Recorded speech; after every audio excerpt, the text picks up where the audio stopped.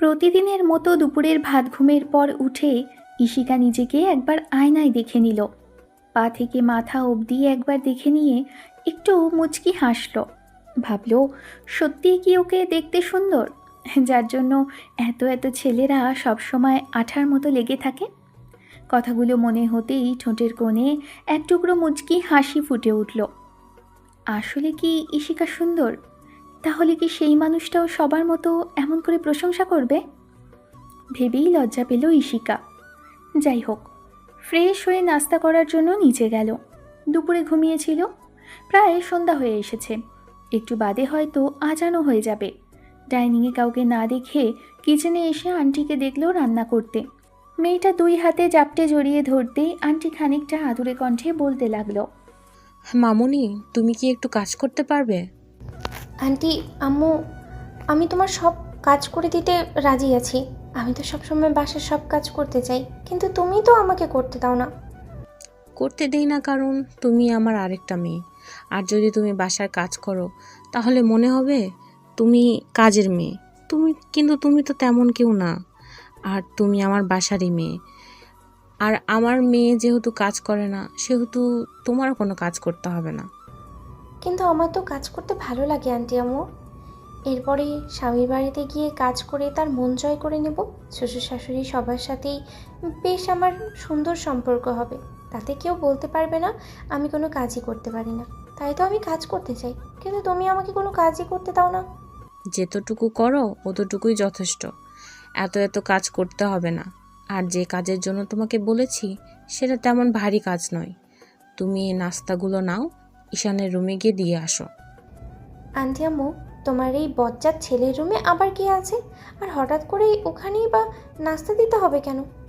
আম্মু প্রথমে ভ্রু কুঁচকে তাকিয়ে তারপর আবার পরক্ষণেই একটু মুচকি হেসে বলতে লাগলো, তুমি ঘুমিয়েছিলে তাই তোমাকে বলা হয়নি। একটু আগেই ঈশান বাসায় ফিরেছে। আর বাসায় আসার পর থেকে সবার সাথে কথা বলতে বলতে নাস্তাটাই করতে পারেনি। তাই আমি নাস্তা তৈরি করলাম। এখন যাও, গিয়ে ওকে খাবারটা দিয়ে আসো। ও খেতে খেতে ততক্ষণে আমার রান্না বান্না হয়ে যাবে। ঈশান দেশে এসেছে শুনেই ইশিকার বুকের ভেতর ধক করে উঠল। বজ্জাতটা তাহলে বাসায় ফিরেছে? কই, ওকে তো বলেনি বাসায় ফিরবে। আর বলবেই বা কি করে? গত কয়েকদিন ছেলেটার সাথে ওর যোগাযোগ নেই। তাহলে কি মানুষটা ওকে ভুলে গেল? কথাগুলো ভেবেই ইশিকা একটা দীর্ঘশ্বাস ফেলে বলল, ঠিক আছে, দাও, আমি নিয়ে যাচ্ছি। তবে একটা কথা, তোমার ছেলে যে বাসাতে আসলো, কই কাউকে তো জানালো না? জানবেই কি করে? হুট করে কাজ পড়ে গেল। আর সবচেয়ে বড় বিষয় কি জানো তো? ওর পড়ালেখাটা শেষ। সেই জন্য এখানে একটা হসপিটালে জব নেবে ভেবেছে, তাই চলে আসলো। জব না ছাই নিবে।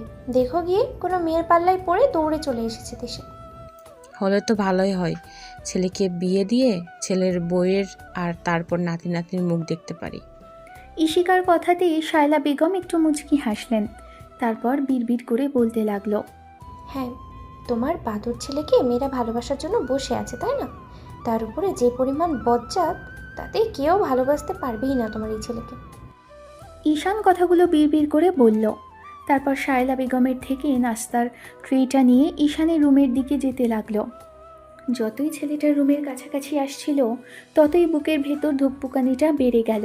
তারপর আবার ওড়নাটা মাথায় দেওয়ার জন্য ট্রেটা এক জায়গায় নামিয়ে রেখে ওড়নাটা মাথাতে বেশ ভালোভাবে দিয়ে নিজে নিজেই পাগলের মতো একটু মুচকি হাসল। আবার পরক্ষণেই পা বাড়ালো ঈশানের রুমের দিকে। ভেতরে ঢোকার জন্য কোনো প্রকার অনুমতি না নিয়ে যখনই ভেতরে ঢুকতে গেল তখনই কেউ একজন বলল, কে ওখানে? আমি ইশিকা। আন্টি, আম্মু তোমার জন্য নাস্তা পাঠালো। ঈশান মেয়েটার দিকে একবার তাকিয়ে থেকে কেমন যেন চোখ ফিরিয়ে নিল। তখন ইশিকা মুখ ভেঙচি কেটে ট্রেটা রেখে সেখান থেকে চলে গেল। ইশিকার এমন মুখ ভেঙচি কাটার কারণটা বুঝতে পারল ঈশান। গত কয়েকদিনে মেয়েটার সাথে কোনো যোগাযোগ হয়নি, আর হবেই বা কী করে?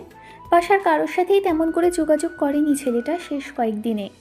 তার উপর হুটহাট করে বাসায় চলে আসবে সেটাও কাউকে জানায়নি। ইশিকা ভাবতেও পারেনি যে ঈশান চলে আসবে। এখন এখানে কি হচ্ছে আপনাদের সেটাই জানতে ইচ্ছে করছে তো? কারণ পুরো ঘটনাটা আপনারা তো বুঝতে পারছেন না। ইশিকা যাকে আন্টি আম্মু বলল সে তো শায়লা বেগম, ঈশানের আম্মু। আর ঈশানের আম্মুকে ইশিকা আন্টি আম্মু বলে ডাকছে কেন, সেটাও আবার আরেকটা প্রশ্ন। তার কারণটা হলো ইশিকা এই বাসার মেয়ে না, তবে এই বাসাতে সবাই ওকে মেয়ের মতোই ভালোবাসে, স্নেহ করে। ইশিকা ঈশানের থেকে বছরখানেকের সিনিয়র। আর এই কথাগুলো বলার একমাত্র কারণ হচ্ছে ওদের মধ্যে একটা কেমিস্ট্রি আছে, সেটা সামনেই আপনারা জানতে পারবেন। ইশিকার আসল পরিচয় হচ্ছে ও ঈশানের আব্বুর বন্ধুর একমাত্র সুইট, কিউট আর সুন্দরী মেয়ে, যার পেছনে অগণিত অসংখ্য ছেলে পড়ে আছে। এলাকার যুবক থেকে নিয়ে মধ্যবয়স্ক লোক, এমনকি কিছু সিনিয়র ভাইয়েরা আর কলেজের এত এত ছেলেগুলোও পেছনে পড়ে আছে। ইশিকা অবশ্য কাউকে পাত্তা দেয় না। তারও একটা কারণ আছে, ঈশান ইশিকাকে পছন্দ করে, আর ইশিকাও ছেলেটাকে প্রচণ্ড পরিমাণে পছন্দ করে। ঈশানের আব্বু এসব কথাগুলো জানতে পেরে ছেলেকে দেশের বাইরে পাঠিয়ে দিয়েছিল। ঈশানের বাইরে যাওয়ার একমাত্র কারণ ছিল হায়ার স্টাডি করাটা। ডাক্তারি পড়ার জন্য লন্ডনে গিয়েছিল। সেখানে যাবার সময় ঈশান সেদিন ইশিকাকে জড়িয়ে ধরে অনেক কেঁদেছিল, বলেছিল ওকে ছাড়া থাকতে পারবে না। মেয়েটা তারপর থেকেই ঈশানের প্রতি এত দুর্বল। তার আগে থেকেই ইশিকা ছেলেটার প্রতি দুর্বল থাকলেও কখনো মুখ ফুটে বলেনি। ইশিকা ঈশানের সামনে কখনো ভালোবাসি কথাটা বলেনি যাবার আগে, কিন্তু ঈশান ওর জন্য পাগল ছিল। সব সময় ওর কাছে প্রেম ভালোবাসার কথা বলে গিয়েছে। এই বাসাতে ইশিকা আসার পর থেকেই ঈশান মেয়েটাকে সামনে থেকে দেখতে দেখতে ওর প্রতি দুর্বল হয়ে পড়েছিল। আর যেদিন ইশিকার আব্বু আম্মু মারা যায়, সেদিন ঈশানের প্রচণ্ড পরিমাণে কষ্ট হয়েছিল। মেয়েটা এত আদুরে, যার জন্য যে কোনো কেউ ওকে দেখলেই পছন্দ করবে। সেদিন থেকেই ঈশানের মায়া হতো মেয়েটার জন্য। ঈশানের ছোট বোন ইশিকাকে সবসময় আগলে রাখত, সব সময় মেয়েটার সাথে লেগে থাকতো। আগেই বলেছি, ইশিকা দেখতে প্রচণ্ড পরিমাণে আদুরে একটা মেয়ে, যে কেউ দেখলে ওই মেয়ের মায়ায় পড়ে যেতে পারে। ঈশানের বাসায় যেদিন থেকে মেয়েটাকে রাখা হয়েছে, সেদিন থেকেই ঈশান ওর সাথে কথা বলার চেষ্টা করত। ইশিকার এই শহরে তেমন কেউ ছিল না, সেজন্য ঈশানের আব্বুর বন্ধু অর্থাৎ ইশিকার আব্বু যখন মারা যায়, তখন ঈশানের আব্বুর হাত ধরে অনেক কান্নাকাটি করে বলেছিল ওনার মেয়েটাকে বাসায় আশ্রয় দেবার জন্য। ইশিকার আব্বুর কথাতেই ঈশানের আব্বু ঠিক তাই করেছিল, মেয়েটাকে বাসায় নিয়ে এসেছিল। তারপর থেকেই ইশিকা এখানে আছে, আর কেউ ওকে কখনো বুঝতে দেয়নি ইশিকা এই বাড়ির মেয়ে নয়। তারপর থেকেই ইশিকার থাকা, খাওয়া, পড়ালেখা সব এখান থেকেই। আর প্রতিনিয়ত মেয়েটা এই পরিবারের সাথে জড়িয়ে গেছে। ইশিকার আব্বু আম্মু মারা গেছে বলে ঈশানের আব্বুকে আব্বু আঙ্কেল আর আম্মুকে আম্মু আন্টি বলে ডাকে। মেয়েটার এরকম আদুরে স্বভাবের কারণে শায়লা বেগম ওকে প্রচণ্ড পরিমাণে আদর করে, ভালোবাসে। ঈশানের আম্মু জানেও না যে ঈশান ইশিকাকে পছন্দ করে। ইশিকার সাথে কথা বলল না দেখেই মেয়েটা রাগ করে সেখান থেকে চলে যায়। রুমে গিয়ে নিজেই বিড়বিড় করতে থাকে। রাতেও ছেলেটার সাথে কথা বলেনি, যার জন্য ইশিকার এক প্রকার রাগ হয়েছিল। ঈশান ওকে কলও দেয়নি। বাইরে যাওয়ার পর থেকে মেয়েটার সাথে ঈশানের যোগাযোগ আছে, সেটা শুধুই ঈশানের ছোট বোনটাই জানে। 4 বছরের জন্য ঈশান বাইরে গিয়েছিল। তারপর থেকে ইশিকার সাথে তেমন করে কথা হয় না, তবে যেটুকু হয় সেটুকুতে ভালোবাসা মিশ্রিত থাকে। কিন্তু গত কয়েকদিন যাবৎ ছেলেটার সাথে তেমন করে কথা হয়নি। আর যখন থেকে ঈশান বাসায় আসার প্ল্যান করছিল, তখন থেকে হুটহাট করেই যোগাযোগ বন্ধ করে দেয়। সবার সাথে কাজের ব্যস্ততা দেখিয়েছে। বাসাতে যতটুকু যোগাযোগ হয়েছে তাতেই ব্যস্ততা দেখিয়েছে। যাই হোক, রাতে খাওয়া দাওয়ার সময় আব্বু ঈশানকে জিজ্ঞেস করছিল এর পরের প্ল্যানিং কী। তখন ছেলে বলল, আসলে আব্বু, এখানে একটা হসপিটালে জবের জন্য বাইরে থেকে অ্যাপ্লাই করেছিলাম। সেখানে 1 তারিখ থেকে জয়েনিং, তাই ভাবছি আপাতত এখানে থেকেই জবটা কন্টিনিউ করব। আর আমাদের হসপিটালের কথাটা কি তুমি ভুলে গেলে নাকি? তোমার দাদুর কথাগুলো আর তোমার মনে পড়লো না? তোমাকে এত টাকা পয়সা খরচ করে পড়ার জন্য পাঠালাম, আর এখন গিয়ে তুমি অন্য কোথাও জব করার চিন্তা করছো। তোমার মাথায় এসব চিন্তা কে ঢোকালো? আব্বু, ওখানে পার্ট টাইম জব করব, আর আমাদের হসপিটালে তো যাবই। জব নিয়েছি তার মানে তো এই না যে একেবারে সারা জীবন এখানেই থেকে যাব। জবটা করছি সেটা কয়েকটা বছর করব, তবে সপ্তাহে 2 দিন ওখানে সময় করে বসবো। সে যা ইচ্ছা করো, তবে তোমার আম্মু তোমার বিয়ের কথা বলছিল। এখন বিয়ে সাক্ষাৎ করার জন্য রেডি হও। বাসায় এসে সারতে পারলাম না, 2 দিন বাসাতে রেস্ট নিতেও পারলাম না, তার আগে বিয়ে নিয়ে তোমাদের টেনশন শুরু হয়ে গেল।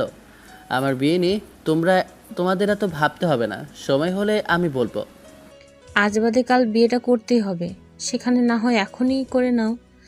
আর ছেলের বউয়ের মুখ দেখবো না আমরা? হ্যাঁ দেখবে, অবশ্যই দেখবে। বাসায় এসেছি কদিন রেস্ট নিতে দাও, তারপর অফিসে জয়েন করি। একটা বছর যাক, তারপরে না হয় ছেলের বউয়ের মুখটা দেখো। তার আগেই এত ছেলের বউ করো না তো। ছেলের বউ কি কখনো দেখতে পাবে না নাকি? ছেলের বউ দেখার সময় সুযোগ আর হবে না? এত কথা শুনতে চাই না। তোমাকে বিয়ের কথা বলা হয়েছে, তুমি হয় তোমার পছন্দের মেয়েকে বিয়ে করবে, আর না হলে বলবে কেমন মেয়ে তোমার পছন্দ, আমরা গিয়ে মেয়ে দেখব। ঈশান মনে মনে এটাই শুনতে চাইছিল। আব্বুর পছন্দের কথা শুনে ঈশান ইশিকার দিকে তাকালো। মেয়েটার কোনো হেলদোল নেই, তবে মুখটা মলিন করে রেখেছে মেয়েটা। ঈশান এটুকু দেখেই বুঝতে পারল যে মেয়েটার এই প্রস্তাবটা পছন্দ হয়নি। ঈশান ফিক করে হেসে ফেলল। খাওয়া দাওয়া শেষ করে আব্বু আম্মুর সাথে আরও কিছুক্ষণ কথা বলে রুমে আসলো। সেদিন রাতে ঈশান ইশিকার রুমের আশেপাশে কয়েকবার উকি দিল। মেয়েটা রুমের দরজা বন্ধ করে রেখেছে। ঈশান এসে রাত 12টার পরে দরজায় একবার টোকা দিল, কিন্তু তাতেও যেন কোনো কাজ হলো না। মেয়েটার কোনো সারা শব্দ নেই, ঘুমিয়ে পড়েছে হয়তো। ঈশান আর বেশিক্ষণ সেখানে দাঁড়ালো না। তবে ঈশান চলে যাওয়ার পর ইশিকা রুমের দরজা খুলল। ঈশান রুমে চলে যাওয়ার পর মেয়েটা এসে কিছুক্ষণ ভাবল যে কেউ একজন এসেছিল, তবে চলে গেছে। ইশিকা বকবক করতে করতে রুমে গেল। তারপর বালিশে মুখ গুজে দিয়ে নিজে নিজেই বলতে লাগলো, কি দুষ্টুমি করলো? এদিকে খেয়ে দিয়ে কাজ নেই, আমার রুমের দরজায় টোকা মারতে হবে? তোদের কি আর কোনো কাজকর্ম নেই, নাকি সব সময় খালি আমাকেই জ্বালাতে হবে? এলাকার ছেলেগুলো আমাকে জ্বালাবে, কলেজের ছেলেগুলো আমাকে ডিস্টার্ব করবে, আবার লাইন মারবে, প্রেম ভালোবাসা করতে চাইবে, একের পর এক উৎপাত করেই যাবে। তোদের কি আর কোনো কাজ নেই রে? সব সময় শুধু আমাকে জ্বালাতে হবে? তোদের পৃথিবীতে আমি কি একাই মেয়ে যাকে সারা জীবন তোরা জ্বালিয়ে মারবি? ইশিকা কথাগুলো বিড়বিড় করতে করতে ঘুমিয়ে পড়ে। স্যার এসেছেন বিদেশ থেকে, এখন আমাকে চিনতেই পারছেন না। এত ভালোবাসা নাকি আমার জন্য? এখন দেখছি ওনার কিচ্ছু মনে নেই, সব কিছুই মিথ্যে ছিল। ওনার ভালোবাসাটা এখন ধুয়ে মুছে গেছে, সেই জন্যই আর আমাকে মনে পড়ে না। পরদিন সকালে ইশিকা কলেজে যাওয়ার জন্য রেডি হলো। তারপর সুইটির সাথেই কলেজে চলে গেল। মেয়েটা সুইটির সাথে একই কলেজে পড়ে, তবে দুজনের ডিপার্টমেন্ট আলাদা। তার উপর আবার দুজনে সিনিয়র জুনিয়র। প্রতিদিনই ইশিকা সুইটি একসাথে কলেজে আসা যাওয়া করে। সারাদিন ঈশান রুমে শুয়ে বসে কাটালো। 11:30টার দিকে দেখলো মেয়েটা বাসায় ফিরেছে। মেয়েটার মুখটা মলিন হয়ে আছে, হয়তো আবার কোনো একটা গণ্ডগোল হয়েছে। ঈশান দূর থেকে দেখলো আম্মু এই সময় কিচেনে দুপুরে রান্না করছেন। ইশিকা রুমে এসে ফ্রেশ হলো। কলেজের ড্রেস পরলে মেয়েটাকে একদম বাচ্চাদের মতোই দেখায়। ঈশান দরজার বাইরে থেকে দাঁড়িয়ে বিষয়টা দেখল। ইশিকার রুমের দরজা খোলা। একটু বাদেই মেয়েটা গোসলে চলে যায়। গোসল শেষ করে যখনই রুমের ভেতর ঢুকলো, তখন ঈশানকে দাঁড়িয়ে থাকতে দেখলো। ছেলেটাকে দাঁড়িয়ে থাকতে দেখে ভূত দেখার মতো চমকে উঠল মেয়েটা। ইশিকা ছেলেটার দিকে কিছুক্ষণ অবাক চোখে তাকিয়ে থেকে তারপর চোখজোড়া বন্ধ করল। একবার বন্ধ করে নিয়ে খুলতেই দেখল ঈশান একদম ওর সামনে দাঁড়ানো। ইশিকা কিছু বলবে তার আগেই ছেলেটা ওকে জাপটে বুকের মাঝে জড়িয়ে ধরল। ইশিকাও এবার মুচকি হেসে ছেলেটাকে 2 হাতে জড়িয়ে ধরে বেশ খানিকটা আদুরে কণ্ঠে বলতে লাগলো, ছাড়ো, আমাকে এত ভালোবাসা দেখাতে হবে না। কাল এসে একবারের জন্য আমার সাথে উনি কথা বললেন না, আজ এসে একেবারে ভালোবাসা উতলে পড়ছে। সবার সামনে কথা বলতে চাইনি, কারণ হঠাৎ করে এসে আমার জান পাখিটাকে সারপ্রাইজ দিতে চেয়েছি। ভেবেছি এসেই লম্বা একটা কিস করব আমার বেবিকে। আজ বাজে চিন্তা করবে না একদম, এইসব কিচ্ছু হবে না। ছাড়ো আমাকে, আমি এসবের মধ্যে নেই। তা বললে তো হবে না, আমার জানটার ঠোঁটের মিষ্টিটা যে আমার খেতে ইচ্ছে করছে। বাইরে থাকতে না কতবার করে বলতে, বাসাতে আসলে তোমার ঠোঁটের মিষ্টিটা আমাকে খেতে দেবে, তাহলে এখন কেন এরকম করছো? ওইটা তোমার সাথে কথা বলার জন্য বলতাম, এখন তো কথা বলা হয়ে গেছে। তাছাড়া সবসময় তুমি আমাকে ইগনোর করতে, সেই জন্যই বলতাম। ও, তার মানে আমার ভালোবাসাটা পাওয়া হয়ে গেছে, এখন আর তোমার আমার ভালোবাসার প্রয়োজন নেই, তাই না? আমি তোমার ভালোবাসাটা কখনোই পাবো না। আমাদের এই সম্পর্ক কেউই মানবে না ঈশান। তুমি আমার থেকে জুনিয়র, তাহলে কি করে মানবে? তুমি খামোখা এসব নিয়ে জেদ করছো বেবি। সবাই যেন সহজেই দুজনকে মেনে নেয় সেই ব্যবস্থাই করব। এখন কথা না বলে আমাকে একটু আদর করতে দাও জান। এই না, একদমই না, দুষ্টুমি করবে না। তুমি কিন্তু বড্ড ফাজিল হয়ে গেছো দিন দিন। উল্টোপাল্টা কিছু করলে শেষে তোমার প্রতি রাগ উঠে যাবে বলে রাখলাম। আমি জানি না কি হবে না হবে, কিন্তু আমার বউটাকে আমি এখন আদর করব। Please baby, I need you. আমি তোমার বউ এখনো হইনি, তাহলে এরকম করে বউ বলতেছো কেন? হয়নি, 2 দিন পর হবে। বিয়ে করে নিয়ে বাসায় ফিরবো, তারপর দেখবে সবাই চমকে যাবে। চমকে না, ছাই যাবে। সবাই তোমাকে উল্টো দোষারোপ করবে। তারপর আবার আমাকে সবাই ভুল বুঝে বাসা থেকে বেরও করে দিবে। তোমাকে ত্যায্য পুত্র করবে। তখন দুইজনে গিয়ে রাস্তায় বাটি হাতে দাঁড়াতে হবে। তেমন কিছু হবে না বেবি, তুমি আমার মিষ্টি একটা বউ হবে। তাহলে কি হবে? কিছুই হবে না। তুমি খামাখায় এসব নিয়ে চিন্তা করছো। আজ বাদে কাল সব ঠিক হয়ে যাবে। এসব নিয়ে ভাবতে হবে না তোমাকে, আমি সবটা সামলে নেব। হ্যাঁ, তুমি আছো, সেটাই তো আমার সবচেয়ে বড় ভয়। সেই জন্যই আমি ভয়ে তেমন কিছু করতেই পারছি না। চুপচাপ থাকো, আমাকে একটু আদর করতে দাও। বলেছি না কথা বলবে না সব বিষয় নিয়ে। ঈশান মেয়েটার কোনো কথা শুনল না। ইশিকার মুখটা বুক থেকে উঠিয়ে ততক্ষণে ওর মুখের 2 পাশে হাত রেখে কপালে চুমু খেয়ে ওর নাকের সাথে নাক ঘষে দিয়ে বলল, তাহলে কবে যান? ঈশান, এখন না, বিয়ের পরে সবটা হবে। আগে বিয়ে করো, সবাইকে রাজি করো, তারপর এসব নিয়ে ভাববো। বিয়েটি পরে হবে, ওইসব বিষয় এখন না। আগে আমাকে জবে জয়েন হতে দাও, তারপর হসপিটালে যাই। আর তোমার অনার্সটা শেষ হোক, তারপর না হয়। আমি অনার্স শেষ করে ফেলেছি ফাজিল ছেলে, তোমাকে এত চিন্তা করতে হবে না। হ্যাঁ তাই তো, তোমার তো বিয়ের বয়স হয়ে গেছে। এই মেয়ে, তুমি কবে বিয়ে করতে চাও বলো, আমি সেদিনই বিয়ে করব তোমাকে। কথাগুলো বলেই ঈশান ইশিকার ঠোঁটে ঠোঁট ছোঁয়ালো। মেয়েটা ওকে ছাড়িয়ে নিতে চাইলে ঈশান ওকে নিজের সাথে মিশিয়ে নিল। তারপর মুখের পাশে হাত রেখেই কিস করতে আরম্ভ করলো।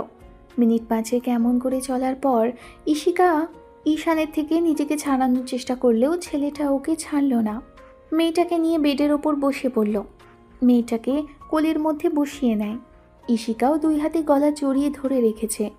দুজন দুজনের ঠোঁটে কিস করছে, যার জন্য মেয়েটা থেকে থেকেই কেমন হাঁসফাঁস করছে। ইশিকার বুকের ভেতর উথাল পাথাল ঝড় বয়ে চলছে। মেয়েটা কিছু বলতেও পারছে না, আবার কিছু করতেও পারছে না। ইশিকার ইচ্ছে করছে এখান থেকে দৌড়ে পালিয়ে যেতে। ঈশান বিষয়টা বুঝতে পেরে এবার ওকে ছেড়ে দিল। তারপর বেডে শুয়ে পড়তেই ইশিকা ঈশানের উপর থেকে উঠে গেল। তারপর আয়নার সামনে গিয়ে চুল মুছতে লাগলো। ঈশান ঠোরজোড়া মুছতে মুছতে এবার রুম থেকে বেরোনোর সময় বলতে লাগলো, এমন করে কেটে গেল পুরো 1 মাস। এই 1 মাসে ইশিকাকে ঈশান অনেক জ্বালিয়েছে। বাসার কেউ বিষয়টা না জানলেও সুইটি খুব ভালো করেই জানে, কারণ ওর ভাই যে মেয়েটাকে বড্ড বেশি ভালোবাসে। ঈশান ইশিকার কলেজের ফাঁকে ওকে নিয়ে এদিক ওদিক বেরিয়েছে। মেয়েটা আজকাল বোরকা পরে বের হয়, যাতে কেউ ওকে দেখতে না পায়। ঈশানের নির্দেশ ছিল বোরখা আর নিকাব করে বেরোনোর, তাই পরে। আর মুখটা তখনই বের করে যখন ঈশান বলে, যখন কেউ আশেপাশে না থাকে। ঈশান চায় না ওর ভালোবাসার মানুষটাকে অন্য কেউ দেখুক।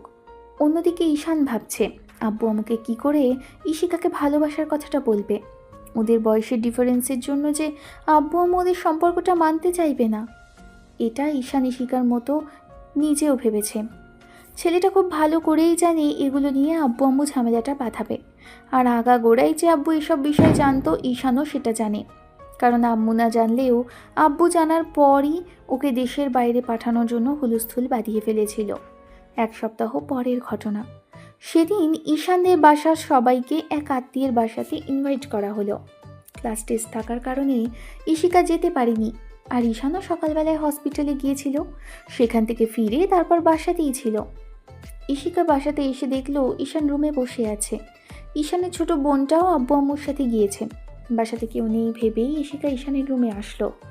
বাসাতে এই মুহূর্তে কয়েকজন কাজের লোক ছাড়া তেমন কেউ নেই।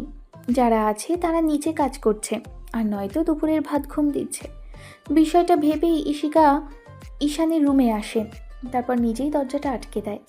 ঈশান উঠে দাঁড়াতেই মেয়েটা দৌড়ে গিয়ে ওর বুকে ঝাঁপিয়ে পড়ে। 2 হাতে জাপটে জড়িয়ে ধরে ছেলেটাকে। ঈশান ও মেয়েটাকে বুকের মাঝে 2 হাতে জড়িয়ে নিয়ে তারপর একটু বাদে পুরো মুখে কতক্ষণ চুমু খেয়েছে। ইশিকার এরকম কর্মকাণ্ডে ঈশান খানিকটা অবাক হলেও মেয়েটা যে সহজে ওর রুমে আসতে চায় না। ঈশান একটা সময় ইশিকাকে কোলে ওঠালো, তারপর নিয়ে কয়েকটা ঘূর্ণি দিতেই ইশিকা বলতে লাগলো, কি করছো? মাথা ঘুরছে আমার, ছাড়ো না। ছাড়ো বললে তো শুনছি না। আর আজকে কোনো ছাড়াছাড়ি নেই, আজকে আদর করে তবেই তোমাকে ছাড়বো জান। ছাড়ো না, এখন উল্টোপাল্টা কিছু করবে না। কিন্তু বাসায় কেউ নেই, ভুলভাল কিছু একটা হয়ে যাবে ঈশান। হলে তো আমার সাথেই হবে। আর আমরা কি বিয়ে করব না? দুদিন পরে যেটা হবে দুদিন আগে হলে সমস্যা কিসের বেবি? কিন্তু আমি চাই না এরকম কিছু হোক। তুমি খামোকে এসব নিয়ে কেন কোনো ঝামেলা বাঁধিও না। দেখো, উল্টোপাল্টা কিছু হয়ে গেলে আমি কারোর সামনে মুখ দেখাতে পারবো না ঈশান। হলেই বা কি আর না হলেই বা কি, কেউ জানতে পারবে না। খামাখা এসব নিয়ে টেনশন করো না। দেখে আমার দিকে তাকাও বেবি। ঈশান কথাটা বলেই ইশিকার মুখের একপাশে হাত রাখলো। ততক্ষণে মেয়েটাকে বেডে নিজের কোলের উপর বসিয়ে নিয়েছে। ইশিকা ঈশানের গলাটা জড়িয়ে ধরে বেশ মায়াবী চোখে তাকিয়ে আছে। ইশিকা কিছু বলার আগেই ঈশান ওর ঠোঁটজোড়া নিজের ঠোঁটের সাথে মিলিয়ে দিয়েছে। মেয়েটাকে আর কিচ্ছু বলার সুযোগ দেয়নি। ঈশান ইশিকার ঠোঁটের সাথে গভীরভাবে ঠোঁটজোড়া ডোবালো। মেয়েটা প্রথমে রেসপন্স না করলেও পরবর্তীতে একটু মুচকি হেসে রেসপন্স করতে লাগলো। তারপর ঈশানের চুলগুলো এক হাতে আঁকড়ে ধরে আর এক হাতে ওর টি শার্টটা খামচে ধরে রাখলো। মিনিট 10 এভাবে চলার পর একটা সময় ঈশান মেয়েটাকে ছেড়ে দেয়। দুজনেই হাঁপাচ্ছে। এর মাঝে ছেলেটা একটা ডেভিল হাসি দেয়। ইশিকা কিছু বলে ওঠার আগেই ঈশান ওর গলার ঘাড়ে নাক ডোবালো। সাথে সাথে মেয়েটা থমকে যায়। ভাবতেও পারিনি ছেলেটা এরকম কিছু করবে। তার মাঝখানে ঈশান ওর গলায় কয়েকটা জোরে জোরে কিস করে বসে। ইশিকা চোখ জোড়া বন্ধ করে নেয়। তারপর ছেলেটার চুলগুলো দুই হাতে খামচে ধরে হাঁসফাঁস করতে আরম্ভ করে। ঈশানের এরকম কর্মকাণ্ডে ইশিকা বেশ খানিকটা হতভম্ব। তবে ছেলেটাকে কিছু বলে ওঠার আগেই ওর বুকের মাঝে কয়েকটা ঠোঁটের স্পর্শ অনুভব করে ইশিকা। মুখ দিয়ে কথা বেরোচ্ছে না। ছেলেটার এরকম পাগলামি দেখেও কিচ্ছু বলতে পারছে না। এর মাঝেই ঈশানের স্পর্শগুলো বেপরোয়া হয়ে উঠতে লাগলো। ইশিকার পুরো শরীর জুড়ে স্পর্শ দিয়ে যাচ্ছে ছেলেটা। ঈশান মেয়েটাকে এর মাঝেই বেডে শুইয়ে দেয়। তারপর আস্তে আস্তে দুজনের শরীর থেকে সব কাপড়গুলো খুলে ফেলে। উত্তেজনার বশে দুজনে কি করছে ঈশান সেটা বুঝতে পারলেও ইশিকা যে আর নিজের মধ্যে নেই। ছেলেটার এরকম উষ্ণ ঠোঁটের স্পর্শে মেয়েটা এলোমেলো হয়ে গেছে, অগোছালো অবস্থা ওর। ইশিকা বারবার ছেলেটাকে নিজের সাথে আঁকড়ে ধরার চেষ্টা করছে। ইশিকা নিজের ঠোঁট জোড়া কামড়ে ধরে রেখেছে। কিছুক্ষণের মধ্যেই দুজন পুরো উন্মুক্ত হলো। আর তারপর যেটা হলো দুজনের মাঝে সেটা ছিল অনাকাঙ্ক্ষিত। ইশিকা ভাবতেও পারেনি এমন কিছু হয়ে যাবে দুজনের মধ্যে, আর ভাবার অবকাশও ছিল না। যে সময়টায় দুজন এত কাছে এসে মিলিত হয়েছে সেই সময়টাতে বাসায় কেউ ছিল না। ঈশানকে বাধা দেওয়ার আগেই ছেলেটা এমন কিছু করে বসেছে। ইশিকা ভাবতেও পারেনি ঈশান ওর সাথে এরকম একটা কাণ্ড ঘটাবে। বিয়ের আগে সেই অনাকাঙ্ক্ষিত ঘটনা ঘটল যেটার জন্য কেউই প্রস্তুত ছিল না। ঈশানও আস্তে আস্তে ওর এতটা কাছে চলে আসবে সেটা নিজেও কল্পনা করেনি। যখন ইশিকার হুঁশ ফিরল ততক্ষণে ঈশান ওর বুকের মধ্যে মাথা রেখে এলিয়ে দিয়ে চোখ জোড়া বন্ধ করে রেখেছে। ইশিকা ছেলেটার চুলগুলোতে হাত বোলাচ্ছে আর চোখ বন্ধ করে রেখেছে। ইশিকার বারবার মনে হচ্ছে কি হয়ে গেল আর কি হলো। তবে এই বিষয়টা কেউ জানতে পারেনি আর জানবেও না, সেটাই ভাবতে লাগলো। এতক্ষণেও যে ওর হুঁশ ফেরেনি সেটা ঈশানও বুঝতে পারছে। ঈশান ওর বুকের মাঝে ঘুমিয়ে গেল। তারপর যতক্ষণে দুজনের ঘুম ভেঙেছে ততক্ষণে ইশিকার বোধগম্য হলো দুজনে আজকে কি করে ফেলেছে। ঈশান ঘুম থেকে উঠে দেখলেও ইশিকা ফুপিয়ে কেঁদে উঠছে। ওর এরকম কর্মকাণ্ডের জন্য ঈশান বেশ খানিকটা ভয় পেয়ে গেল। হতভম্ব হয়ে গেল মেয়েটার এরকম কর্মকাণ্ডের জন্য।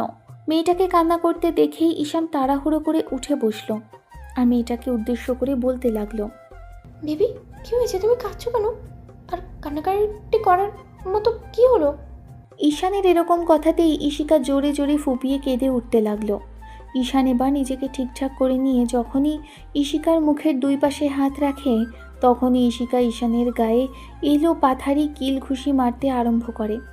ও ভাবতে পারেনি আজকে ঈশানের রুমে আসতেই এরকম একটা কাণ্ড ঘটাবে। ঈশান নিজেও বুঝতে পারেনি যে এত কিছু হয়ে যাবে দুজনের মাঝে। দুজনে কাছাকাছি এসেছিল, তারপর আদুরে স্পর্শ দিতে গিয়েই পুরো এলোমেলো অবস্থা হয়ে যাবে দুজনেই সেটা ভাবেনি। ইশিকা যতক্ষণ ঈশানকে জোরে জোরে কিলঘুষি মারতে লাগলো, ঈশান ওকে আটকানোর চেষ্টা করে বলতে লাগলো, আরে বাবা, কান্নাকাটি করছে কেন? সবই তো ঠিক আছে তাহলে।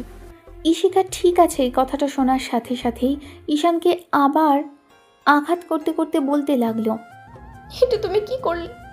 বিয়ের আগে এরকম একটা কাজ তুমি কি করে করতে পারলে? তোমার আমাকে বিয়ে করার ইচ্ছে নেই তাই না? এই জন্যই জোর করে আমার সাথে এরকম কিছু করলে। আজকে বাসায় কেউ নেই, সেই সুযোগটাই তুমি নিলে। আমি ভাবতেও পারছি না তুমি আমার সাথে এরকম কিছু করবে। তুমি নাকি আমাকে ভালোবাসো, তাহলে এটা তুমি কি করে করতে পারলে? ঈশানের এবার হুঁশ ফিরল। আর যতক্ষণে হুঁশ ফিরেছে ততক্ষণে ঈশিকার গায়ের দিকে তাকিয়ে বুঝতে পারল ওদের মাঝে সেই অনাকাঙ্ক্ষিত ঘটনা ঘটেছিল, যেটা বিয়ের আগে ঘটা উচিত ছিল না। পবিত্র ভালোবাসাটা যে নোংরা হয়ে গেল। ঈশান এবার মাথার চুলের দুই পাশে খামচে ধরে বলতে লাগলো, ও শিট শিট শিট, কী করে হলো এগুলো? কি করে হলো তাই না? তুমি একটা লম্পট, একটা বাজে ছেলে। তুমি এইসব ইচ্ছে করেই করেছো। আমাকে জোর করে কাছে টেনেছো, আমি বাধা দিতে না পারিনি। তার আগেই তুমি এমন কিছু করেছো। আমি কি করবো এখন? সবাই যে ছিছি করবে। এসব যদি বাইরে জানাজানি হয় তাহলে। জান পাখি, কিছু হয়নি, কিচ্ছু হয়নি আমাদের। আসলে এটা ভুলবশত হয়ে গেছে, বিশ্বাস করো। আমি কিছু করতে চাইনি। আচ্ছা ঠিক আছে, সব কিছু ঠিক হয়ে যাবে। তুমি এক কাজ করো, আমরা খুব শীঘ্রই বিয়ে করে নেব। দেখো, কেউ কিছু জানতে পারবে না। তারপরেও খুব শীঘ্রই বেবি নিয়ে নিব আমরা, জান। ঈশান আবার ছেলেটাকে মারতে লাগলো। তারপর কান্না করে করেই বলতে লাগলো, সব কিছু তোমার কাছে এত সহজ মনে হয়? তুমি আমাকে এমনভাবে স্পর্শ কেন করলে? আমি কি বিয়ের আগে এসব কিছু করতে চেয়েছি? বারবার করতে আমাকে বারণ করেছি, আর তুমি ততবারই আমার কাছে এরকম কিছু করলে। বিশ্বাস করো, আমি আর এরকম কিছু করতে চাইনি, কিন্তু তোমাকে কাছে পেয়ে যে কখন নিজের উপর থেকে কন্ট্রোল হারিয়েছি নিজেও বুঝতে পারিনি, বিশ্বাস করো। আচ্ছা ঠিক আছে, আমরা বিয়ে করে নিব জান, খুব শীঘ্রই। আমাকে কয়েকটা দিন সময় দাও, আমি কথা দিয়েছি আমি সব কিছু ঠিক করে দেব। তুমি একটা বাজে ছেলে, পচা ছেলে। তুমি আমাকে এমন ভাবে আর নোংরা করে দিলে। তুমি আমাকে কলঙ্কিত করেছো। তোমার জন্য সব হয়েছে, আমি সব কিছু সবাইকে বলে দেবো। তুমি আমাকে জোর করে। তোমার কি মাথা খারাপ? এসব যদি বাইরে জানাজানি হয় তাহলে তোমার সম্মানটা নষ্ট হবে। আমার কথা শোনো, দেখো আমি বুঝতে পারিনি এরকম কিছু হবে জান। আমি কথা দিচ্ছি সব ঠিক করে দিব। দেখো, আর খুব শীঘ্রই বিয়ে করে নেব। আমাদের এসব বিষয়ে কেউ জানতেও পারবে না, আর শুধু আমাদের মাঝেই থাকবে। ঈশান মেয়েটাকে হাজারটা আজে বাজে কথা বলতে লাগলো। বারবার বলতে লাগলো মরে যাবে, এই করবে সেই করবে। একের পর এক ঈশানকে বাজেভাবে প্রেজেন্ট করতে লাগলো। জোর জবরদস্তি করে ওর থেকে যাওয়ার চেষ্টা করলে ঈশান ওকে পেছন থেকে জড়িয়ে ধরলো আর বলতে আরম্ভ করলো, জান পাখি, প্লিজ উল্টাপাল্টা কিছু করো না। দেখো, আমরা বিয়ে করে নিব, বললাম তো। দেখো, সামনেই বিয়েটা করব।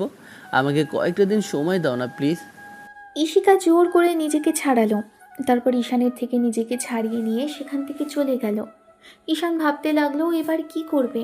এরকম একটা কাজ করে ফেলবে সেটা নিজেও কল্পনা করতে পারিনি।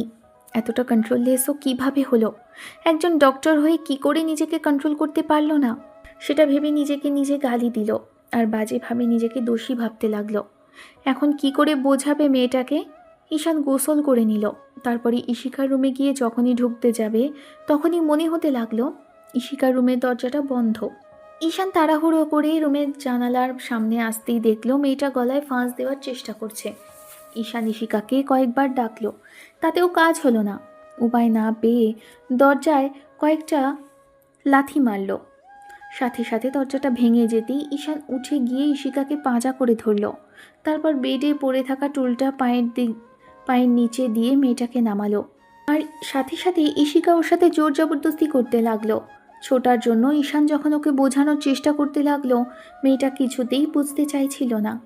মেয়েটা পাগলামি করছে, তাই উপায় না পেয়ে ওকে শান্ত করার জন্য কষে একটা থাপ্পড় বসালো গালে। ঈশিকা থমকে গেল, গালে হাত দিয়ে বাচ্চাদের মতো ফুপিয়ে কেঁদে উঠল। আর ঈশান বলতে লাগলো, আমি তোমাকে বলেছি আমি তোমাকে বিয়ে করব না। কখন এইরকম মনে হয়েছে তোমার? জান প্লিজ বিশ্বাস করো, ঘটনাটা অনাকাঙ্ক্ষিত ছিল।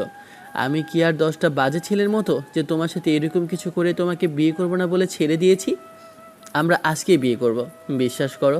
আমার কথা শোনো, আর তুমি বাজে কোনো কিছু করবে না। তোমার কিছু হয়ে গেলে আমি কাকে নিয়ে থাকবো জান? ঈশিকা কথাটা বলেই ঈশানের মুখে চুমু খেলো। বেশ কিছুক্ষণ চুমু খেতেই মেয়েটা আবেগের বশে ওকে জড়িয়ে ধরল। তারপর ফুপিয়ে কেঁদে উঠল আর বুকের মধ্যে মুখ লুকিয়ে নিয়ে বলতে লাগলো, সত্যি তো বিয়ে করবে আমায়, আর আমাকে ছেড়ে কোথাও যাবে না? তুমি যদি আমায় বিয়ে না করো তাহলে আমি সুইসাইড করে নেব। ঈশান সব কিছু তোমার জন্য হয়েছে, তুমি আমাকে সব কিছু উল্টোপাল্টা হওয়ার আগে স্বীকৃতি দিবে। যদি না দাও আমি ভাববো তুমি আমাকে ভালোবাসোনি, মিথ্যে আশ্বাস দিয়েছিলে, আর এসব কিছু তোমার জন্যই হয়েছে। ইশিকার কথাতেই ঈশান মাথা নেড়ে উত্তর দিল। তারপর মেয়েটাকে বুকের সাথে কিছুক্ষণ জড়িয়ে ধরে রাখল। সেদিন আর ওদের মাঝে তেমন কোনো কথা হয়নি। ইশিকার সারাটা রাত সেদিন ঘুমোতে পারেনি। অনেকক্ষণ যাবৎ ঈশানের কথা ভেবেছে। ঈশান অনেক রাত অবধি মেয়েটার সাথে কলে কথা বলেছে। ইশিকা শুধু হ্যাঁ বা না বলে উত্তর দিয়েছে। পরদিন ঈশান হসপিটালে যাওয়ার নাম করে বেরিয়ে পড়ল। ইশিকাও কলেজের দিকে যাচ্ছিল। ঈশান কলেজের সামনে এসে ওর জন্য দাঁড়িয়ে রইল। মেয়েটা যখনই কলেজে এসেছে তখনই ঈশান ওকে কল করলো। তারপর কল করে জানতে পারলো মেয়েটা ক্লাস করছে। একটু বাদে ঈশান মেয়েটাকে বারবার রিকোয়েস্ট করতেই মেয়েটা ক্লাস থেকে বেরিয়ে আসলো। ঈশানকে দেখে কিছুক্ষণ ফ্যাল করে তাকিয়ে রইল। ঈশান ওর হাত ধরে টানতে টানতে এনে বাইকের কাছে দাঁড় করালো। তারপর মেয়েটাকে উঠতে বললেও উঠছিল না, তাই ছেলেটা বলতে লাগলো, বিয়ে করার জন্য তো পাগল হয়ে গেছো, ওঠো, আজকে বিয়ে করব আমরা, সবাই অপেক্ষা করছে, এখনই চলো আমার সাথে। বিয়ের কথা শুনেই ইশিকা অবাক হলো। ছেলেটা একটু মুচকি হাসলো। ইশিকাকে হাত ধরে টেনে বাইকে বসালো। তারপর মেয়েটা উঠে বসে দুই হাতে পেছন থেকে জড়িয়ে ধরলো। ইশিকা এখনো নিকাব পরে আছে। ঈশান লুকিং গ্লাসে খেয়াল করে দেখলো মেয়েটা কেমন অসহায়ভাবে তাকিয়ে আছে। ভাবতেও পারিনি হয়তো ছেলেটা ওকে বিয়ে করার কথা বলবে, তাই হয়তো অবাক হয়েছে। মিনিট 15-র মধ্যে একটা কাজী অফিসের সামনে চলে আসে দুজনে। তারপর বাইক থেকে নামতেই খেয়াল করলো ঈশানের কয়েকটা বন্ধু দাঁড়িয়ে আছে। ঈশানের একটা বন্ধু ওদেরকে দেখে বলতে লাগলো, তোদের আসতে এত দেরি হলো কেন? আমি তো ভাবলাম তোরা অন্য কোনো কাজী অফিসে গিয়ে বিয়ে করে নিয়েছিস। না রে, তোদের ভাবিকে বোঝাতে সময় লেগে গেল। আর তুমি দাঁড়িয়ে আছো কেন? ভেতরে চলো। ঈশানের কথাতেই ইশিকা মাথা নিচু করে রইল। লজ্জা পাচ্ছে হয়তো। ঈশান ওর হাত ধরে টানতে টানতে ভেতরে নিয়ে আসে। তারপর মেয়েটাকে একটা জায়গায় বসিয়ে দেয়। ইশিকা কোনো কথা বলছে না। কাজী সব ফর্মালিটি শেষ করে ইশিকাকে এবার সাইন করার জন্য বলতেই ইশিকা তাকিয়ে রইল। ঈশানের আরেকটা বন্ধু বলতে লাগলো, ভাবি, ভয় পাবেন না, আমরা আছি, টেনশন করতে হবে না। আর ঈশান বাসায় বুঝিয়ে নেবে, এইসব নিয়ে আপনাকে এত চিন্তা করতে হবে না। ঈশান এবার ইশিকার হাতের উপর হাত রেখে বলতে লাগলো, জান পাখিটা, বিয়েটা করে নাও, সব ঠিক হয়ে যাবে। আমি যে ভুল করেছি তার জন্য আসলেই দুঃখিত। আমি বুঝতে পারিনি সোনা, তুমি এবারের মতো আমাকে মাফ করে দাও। ইশিকার চোখে পানি টলমল করতে লাগলো। ঈশানের কথাতে আশ্বস্ত হয়ে মেয়েটা সাইন করে দিল। সাইন করে দিয়ে এবার দুজনে মালা বদল করলো। তারপর কাজী মোনাজাতে হাত তুলে দোয়া করে দিতেই এবার ঈশান বন্ধুদেরকে অনেক অনেক ধন্যবাদ দিল। ইশিকা তখনও চুপ করেছিল। আর ঈশান ভাবল ওদের বিয়ের জন্য তো কিছু অনুষ্ঠানও করতে পারবে না। এই মুহূর্তে এখন আব্বু আম্মুকে বোঝাতে গিয়েই ঝামেলা হবে। বিষয়টা ভেবে ওদের উদ্দেশ্যে বলল, এই মুহূর্তে যেহেতু কিছু হচ্ছে না, তাই আমি ভাবছি তোদের নিয়ে একটা রেস্টুরেন্টে যাব। চল, আজকে তোদের ট্রিট দেব। আমাদের বিয়েতে হেল্প করলি, তার জন্য অসংখ্য ধন্যবাদ তোদের। আজকে না, অন্য কোনো দিন। তাছাড়া এখন ভাবি আছে সাথে, আমাদের দেখে হয়তো লজ্জা পাবে। তুই এমনিতেই ভাবিকে কারোর সামনে নিকাব খুলতে বারণ করেছিস, তাহলে ভাবি আমাদের সাথে নিকাব খুলবে কী করে? সমস্যা নেই, আমরা একটা কেবিনে বসবো। তোরা নিজেদের ইচ্ছা মতো খাবি, আমি আমার বেবিটাকে খাওয়াবো, কেমন? এখন চল। ইশিকা ঈশানের কথাতে প্রচণ্ড পরিমাণে লজ্জা পেল। ওরা আধ ঘন্টার মধ্যেই শহরের সবচেয়ে ভালো রেস্টুরেন্টে আসলো। সেখানে এসে ঈশান সবাইকে খাবার অর্ডার করতে বলল। নিজেও দুজনের জন্য খাবারের অর্ডার করে একটা কেবিনে গিয়ে বসলো। মিনিট 15 বাদে সবার খাবার দাবার আসলে ঈশান ইশিকাকে নিকাব খুলতে বলল। মেয়েটা খুলছিল না দেখে জোর করে নিজেই খুলে তারপর খাইয়ে দিতে লাগলো। আশ্চর্যজনক হলেও এটাই সত্যি যে মেয়েটা সবসময় এত কথা বলে, সেই মেয়েটা এই মুহূর্তে কোনো কথাই বলছে না। ঈশান তখন ওকে এক হাতে জড়িয়ে ধরে বলতে লাগলো, জান পাখি, এখনও রাগ কমছে না তোমার আমার ওপর থেকে? আচ্ছা ঠিক আছে, আমি কথা দিচ্ছি আমি সব সময় সব ভুল শুধরে নেব। আর যেটা নিয়ে তোমার ভয় ছিল সেটা তো ঠিক হয়ে গেছে বলো। এখন তো তোমাকে স্বীকৃতি দিলেই হয়। আমার তোমার মতো এত সুন্দরী বউ আর 10টা এলাকায় আছে? নেই তো, তাহলে তুমি কেন আমাকে এরকম মেন্টালি টর্চার করছো? এবারে একটু কথা বলো জান পাখি। ঈশানের এত কথার পিঠেও ইশিকা কোনো কথা বলল না। ঈশান ওকে খাওয়ানো শেষ করে নিজেও খেয়ে নিল। তারপর বাইরে এসে দেখলো ওর বন্ধুরা বসে আছে। ঈশান সবাইকে আবারও ধন্যবাদ দিয়ে তারপর বাসার উদ্দেশ্যে বেরিয়ে পড়ে। ছেলেটা শুধু ভাবছে এখন বাসায় গিয়ে কি করে বোঝাবে।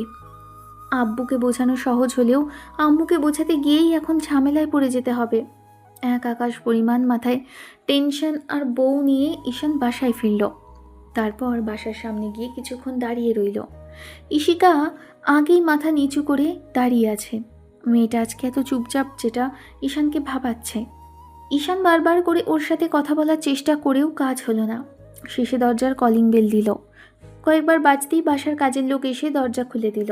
ওদের দুজনকে এমন করে দাঁড়িয়ে থাকতে দেখে ঈশান সবাইকে উদ্দেশ্য করে বলতে লাগলো, তোমরা বাসার সবাইকে ডাকো আর এখানে আসতে বলো। এর মাঝে সুইটি কোথা থেকে যেন এসে দূর থেকে দুজনকে দাঁড়িয়ে থাকতে দেখে আরেকটু এগিয়ে আসলো। তারপর ভাইয়ের সামনে এসে দাঁড়াতেই ঈশানও একটু হাসার চেষ্টা করলে তখন সুইটি চোখ বড় বড় করে তাকিয়ে রইল। তারপর আব্বু আম্মুকে উদ্দেশ্য করে ডাকতে লাগলো, আব্বু আম্মু কোথায় তোমরা? দেখো তোমাদের ছেলে কি কাণ্ড ঘটিয়েছে, কাকে যেন নিয়ে এসেছে, এক্ষুনি নিচে আসো। আব্বু আম্মুকে বোনটা বারবার ডাকতেই মিনিট 2 পর আব্বু আম্মু নিচে আসলো। তারপর তাড়াহুড়ো করে ডাইনিং থেকে যখনই দরজার দিকে এগিয়ে আসলো তখন ঈশান আর কাকে যেন দাঁড়িয়ে থাকতে দেখে বেশ খানিকটা অবাক হলো। ছেলের পাশে অচেনা একটা মেয়েকে দাঁড়িয়ে থাকতে দেখে ওরা এগিয়ে এসে যখনই কিছু জিজ্ঞেস করতে যাবে তখনই ঈশান বলতে লাগলো, আম্মু আব্বুকে সালাম করো। ঈশান কথাটা বলতেই ঈশিকা আব্বু আম্মুকে সালাম করতে গেলে আম্মু পা সরিয়ে ফেলল। তারপর মেয়েটাকে ধরে উঠিয়ে বলতে লাগলো, আব্বু, এই মেয়েটা আর কোথা থেকে এনেছো একে? আর তোমাদের এই অবস্থা কেন?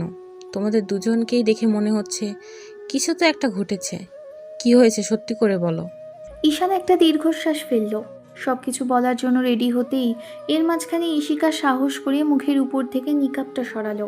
সাথে সাথে ঈশানের আব্বু আম্মু চোখ বড় বড় করে মেয়েটার দিকে তাকিয়ে রইল।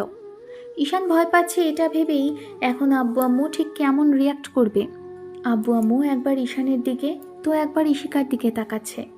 অন্যদিকে সাহস করে নিকাবটা খুললেও আব্বু আম্মু কেমন বড় বড় চোখ করে তাকাতে দেখেই ঈশিকা নিজেই চোখ জোড়া বন্ধ করে মাথা নিচু করে আছে। ঈশান এগিয়ে আসলো, আব্বুর পায়ে হাত দিয়ে সালাম করলো। আব্বু কোনো কথা বলল না।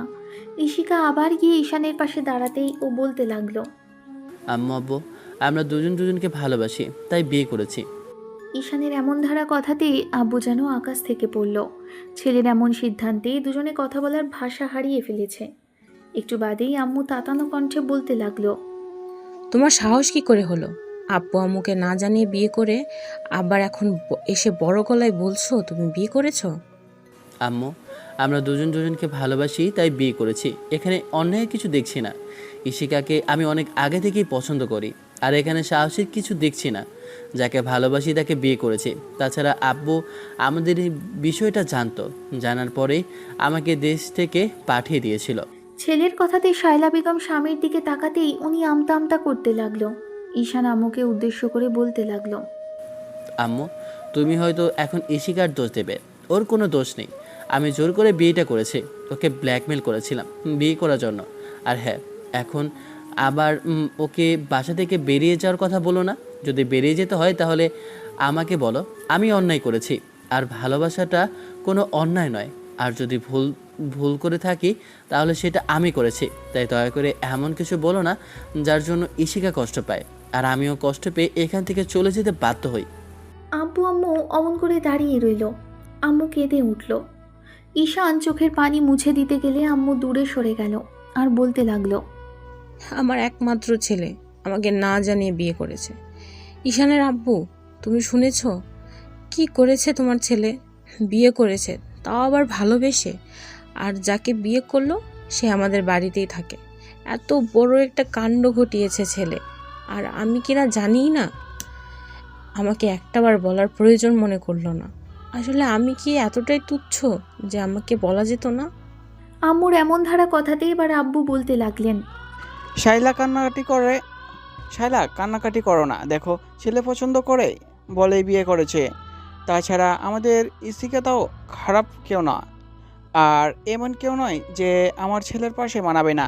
ও ওর বাবারও কোটি টাকার প্রপার্টি, এমনকি এত এত সম্পদ রেখে গেছে, কিন্তু মেয়েটার এখানে থাকার মতো কেউ নেই। দেখো, ওকে আমাদের বাড়িতে এনে রেখেছি। তুমি না বলো তোমার মেয়ের মতো, তাহলে সেই মেয়েকে যদি অন্য কেউ বিয়ে করে নিয়ে যেত, তুমি কি থাকতে পারতে?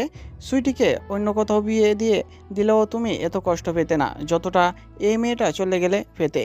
তাই দেখো, যেটা হয়েছে ভালোর জন্য হয়েছে, আর যা হয়েছে সেটা মেনে নাও। এত সহজে আমি সবটা মেনে নেব না।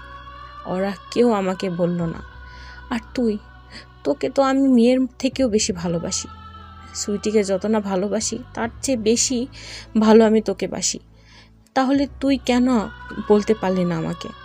আম্মু ইশিকাকে কথাটা বলতেই মেয়েটা ফুপিয়ে কেঁদে উঠল। তারপর আম্মুর পায়ের কাছে বসে পা দুটো জড়িয়ে ধরতেই আম্মু ওকে ছাড়িয়ে দেওয়ার চেষ্টা করতে লাগলো। তখন মেয়েটা বলতে লাগলো, আন্টি আম্মু, বিশ্বাস করো আমি না এরকম কিচ্ছু করতে চাইনি। তোমার ছেলে জোর করেছে বিয়ের জন্য। বিশ্বাস করো, সত্যি আমি বিয়েটা করতে চাইনি, কিন্তু কি করব, তোমার ছেলে এমন করে জোর করেছিল যার জন্য বিয়েটা করতে বাধ্য হলাম। আমি তোদের কথা বিশ্বাস করি না। তোরা আমাকে ঠকিয়েছিস, মিথ্যা বলেছিস। তোদের কথা আমি আর কখনো বিশ্বাস করব না। তোরা আমার সাথে অন্যায় করেছিস। আমি কি এমন অন্যায় করেছিলাম যার জন্য আমার ছেলে মেয়ের বিয়ে হলো আর আমি জানতে পারলাম না? তোরা একটাবার আমাকে বলার প্রয়োজন মনে করলি না, তাই না? আমি এতটাই তুচ্ছ হয়ে গেছি যার জন্য আমাকে বলা যেত না? আচ্ছা ঠিক আছে, আমরা অন্যায় করেছি, তার জন্য আমাদের যা শাস্তি দেওয়ার দাও। তারপরে এরকম রাগ জেদ করে থেকো না। দেখো, যে অন্যায় করেছি তার জন্য যত বড় শাস্তি দাও, মারো বকো, তারপরে এমন করে কান্নাকাটি করো না। ছেলে বউ নিয়ে এসেছে, এখন কি বরণও করবে না, নাকি রাগ জেদটাকে ধরে রাখবে? আম্মু প্লিজ তুমি কান্না করো না। দেখো, তোমার এই কান্নাটা আমি সহ্য করতে পারি না। যদি তাই হতো তাহলে বিয়ে করার আগে একটাবার আমাকে বলতে। আমি তো বলছি না যে ও মেয়ে খারাপ কিংবা ওই মেয়েকে আমি মানব না, কিন্তু তুমি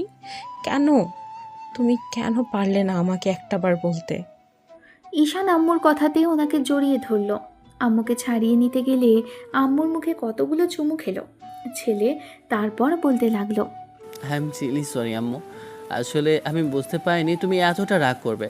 আচ্ছা ঠিক আছে, এখন থেকে আর কোনো কাজ তোমাকে না বলে করব না। এবারের মতো মাফ করে দাও। দেখো, তোমার বৌমা ভয় পেয়েছে, কান্নাকাটি করছে। ও বলছিল যে তোমরা নাকি কেউ মানবে না, সেজন্য ভয় পাচ্ছিল, আর এখন সেটাই হয়েছে। আচ্ছা আমি কথা দিচ্ছি, আমি তোমাদের এখন থেকে সব কথা শুনবো, কিন্তু আমাদের অন্তত এবারের মতো মাফ করে দাও। আব্বু ঈশানের কান টেনে ধরল আর রাগী কণ্ঠে বলতে লাগলো, হারামজাদা, তোকে বিয়ে করাবো না বলে এই মেয়ে তোর থেকে সিনিয়র বলেই তোকে এখান থেকে পাঠিয়েছিলাম, যেন এসবের ভূত মাথা থেকে নেমে যায়। আর তুই সেটাই করলি, যেটা করার জন্য আমি বারবার করে তোকে এখান থেকে তাড়ানোর জন্য উঠে পড়ে লাগলাম, আর তুই সেই অকাজটাই করে ফেললি বাড়ি ফিরে। এখন যদি ওর আব্বু আম্মু থাকতো তাহলে তোকে মেনে নিত বল? কেন মেনে নেবে না? আমার জামাই কি দেখতে খারাপ? আর তোমাদের ছেলে কি আমার সাথে মানায়নি বলো? তাহলে কেন মেনে নিত না? ঈশিকার এমন ধারা কথাতে সুইটি ফিক করে হেসে ফেলল। মেয়েটা বাচ্চাদের মতো গাল ফুলিয়ে সুইটিকে উদ্দেশ্য করে বলল, তুই তুই হাসছিস কেন? এখানে হাসার মতো কি বললাম? আমি কি দেখতে সুন্দর না বল? আর তোদের কি আমাকে পছন্দ না? সুইটি মুচকি হেসে এগিয়ে আসলো। তারপর ভাবিকে এক পাশ থেকে শক্ত করে জড়িয়ে ধরে গালে চুমু খেয়ে নিয়ে বলতে লাগলো, পছন্দ ভাবি, প্রচণ্ড পরিমাণে পছন্দ, এতগুলো পছন্দ। আমার ভাবিকে পছন্দ হবে না? এত মিষ্টি একটা ভাবি পেয়েছি, তাহলে পছন্দ হবে না কেন? সুইটির এমন কথাতে ঈশান হাঁপ ছেড়ে বাঁচল। আম্মু দাঁড়িয়ে আছে দেখে ঈশান আম্মুকে আরও কতক্ষণ সরি বলল। তারপর আম্মু সুইটিকে উদ্দেশ্য করে বলতে লাগলো, যাও, তোমার ভাই আর ভাইয়ের বউকে বরণ করতে হবে। গিয়ে দেখো স্টোর রুমে বরণ করার জিনিস রাখা আছে, সেগুলো নিয়ে আসো। সুইটি মুচকি হেসে সেখান থেকে চলে গেল। একটু বাদে ঈশান ইশিকার পাশাপাশি দাঁড়াতে আম্মু ওদের বরণ করলো। তারপর আম্মুর কথাতেই ইশিকাকে কোলে ওঠালো। তারপর মেয়েটাকে নিয়ে যখনই আম্মুর কথা মতো রুমের দিকে যাবে, ঠিক তখনই সুইটি পাশ থেকে বলতে লাগলো, ভাইয়া বউয়ের জন্য এখনই এত পাগল? আর তো দিন পরেই আছে। এখনই নির্লজ্জ বেহায়ার মতো একবার বলতেই বউকে কোলে ওঠালে। আব্বু আম্মুর সামনে একটু তো লজ্জা করো। বলতে না বলতেই বউকে কোলে উঠেছ। বোন, তুই কিন্তু খুব বাড়াবাড়ি করছিস। তোর হাড়গোড় আমি গুঁড়ো গুঁড়ো করে দেবো বলে দিলাম। তুই বড্ড বেশি বজ্জাত হয়ে গেছিস আজকাল। বড় ভাইয়ের সাথে ঠিক কিভাবে কথা বলতে হয় সেটা একদম জানিস না, না? আমি কিছু বললেই দোষ, তাই না? তুমি প্রচণ্ড পরিমাণে বেয়াদব একটা ছেলে। বাড়িতে বসে বসে এরকম প্রেম ভালোবাসা করে বেরিয়েছো, আর এখন আব্বু আম্মুর অগোচরে বিয়েটা করে নিয়ে এসে আমার সাথে চোটপাট দেখাচ্ছ। একবার শুধু ফুপি হতে দাও, তাহলে দেখো তোমার কি হাল করি। সুইটির দিকে ঈশান রাগী চোখে তাকাতেই বোনটা সেখান থেকে দৌড়ে চলে গেল।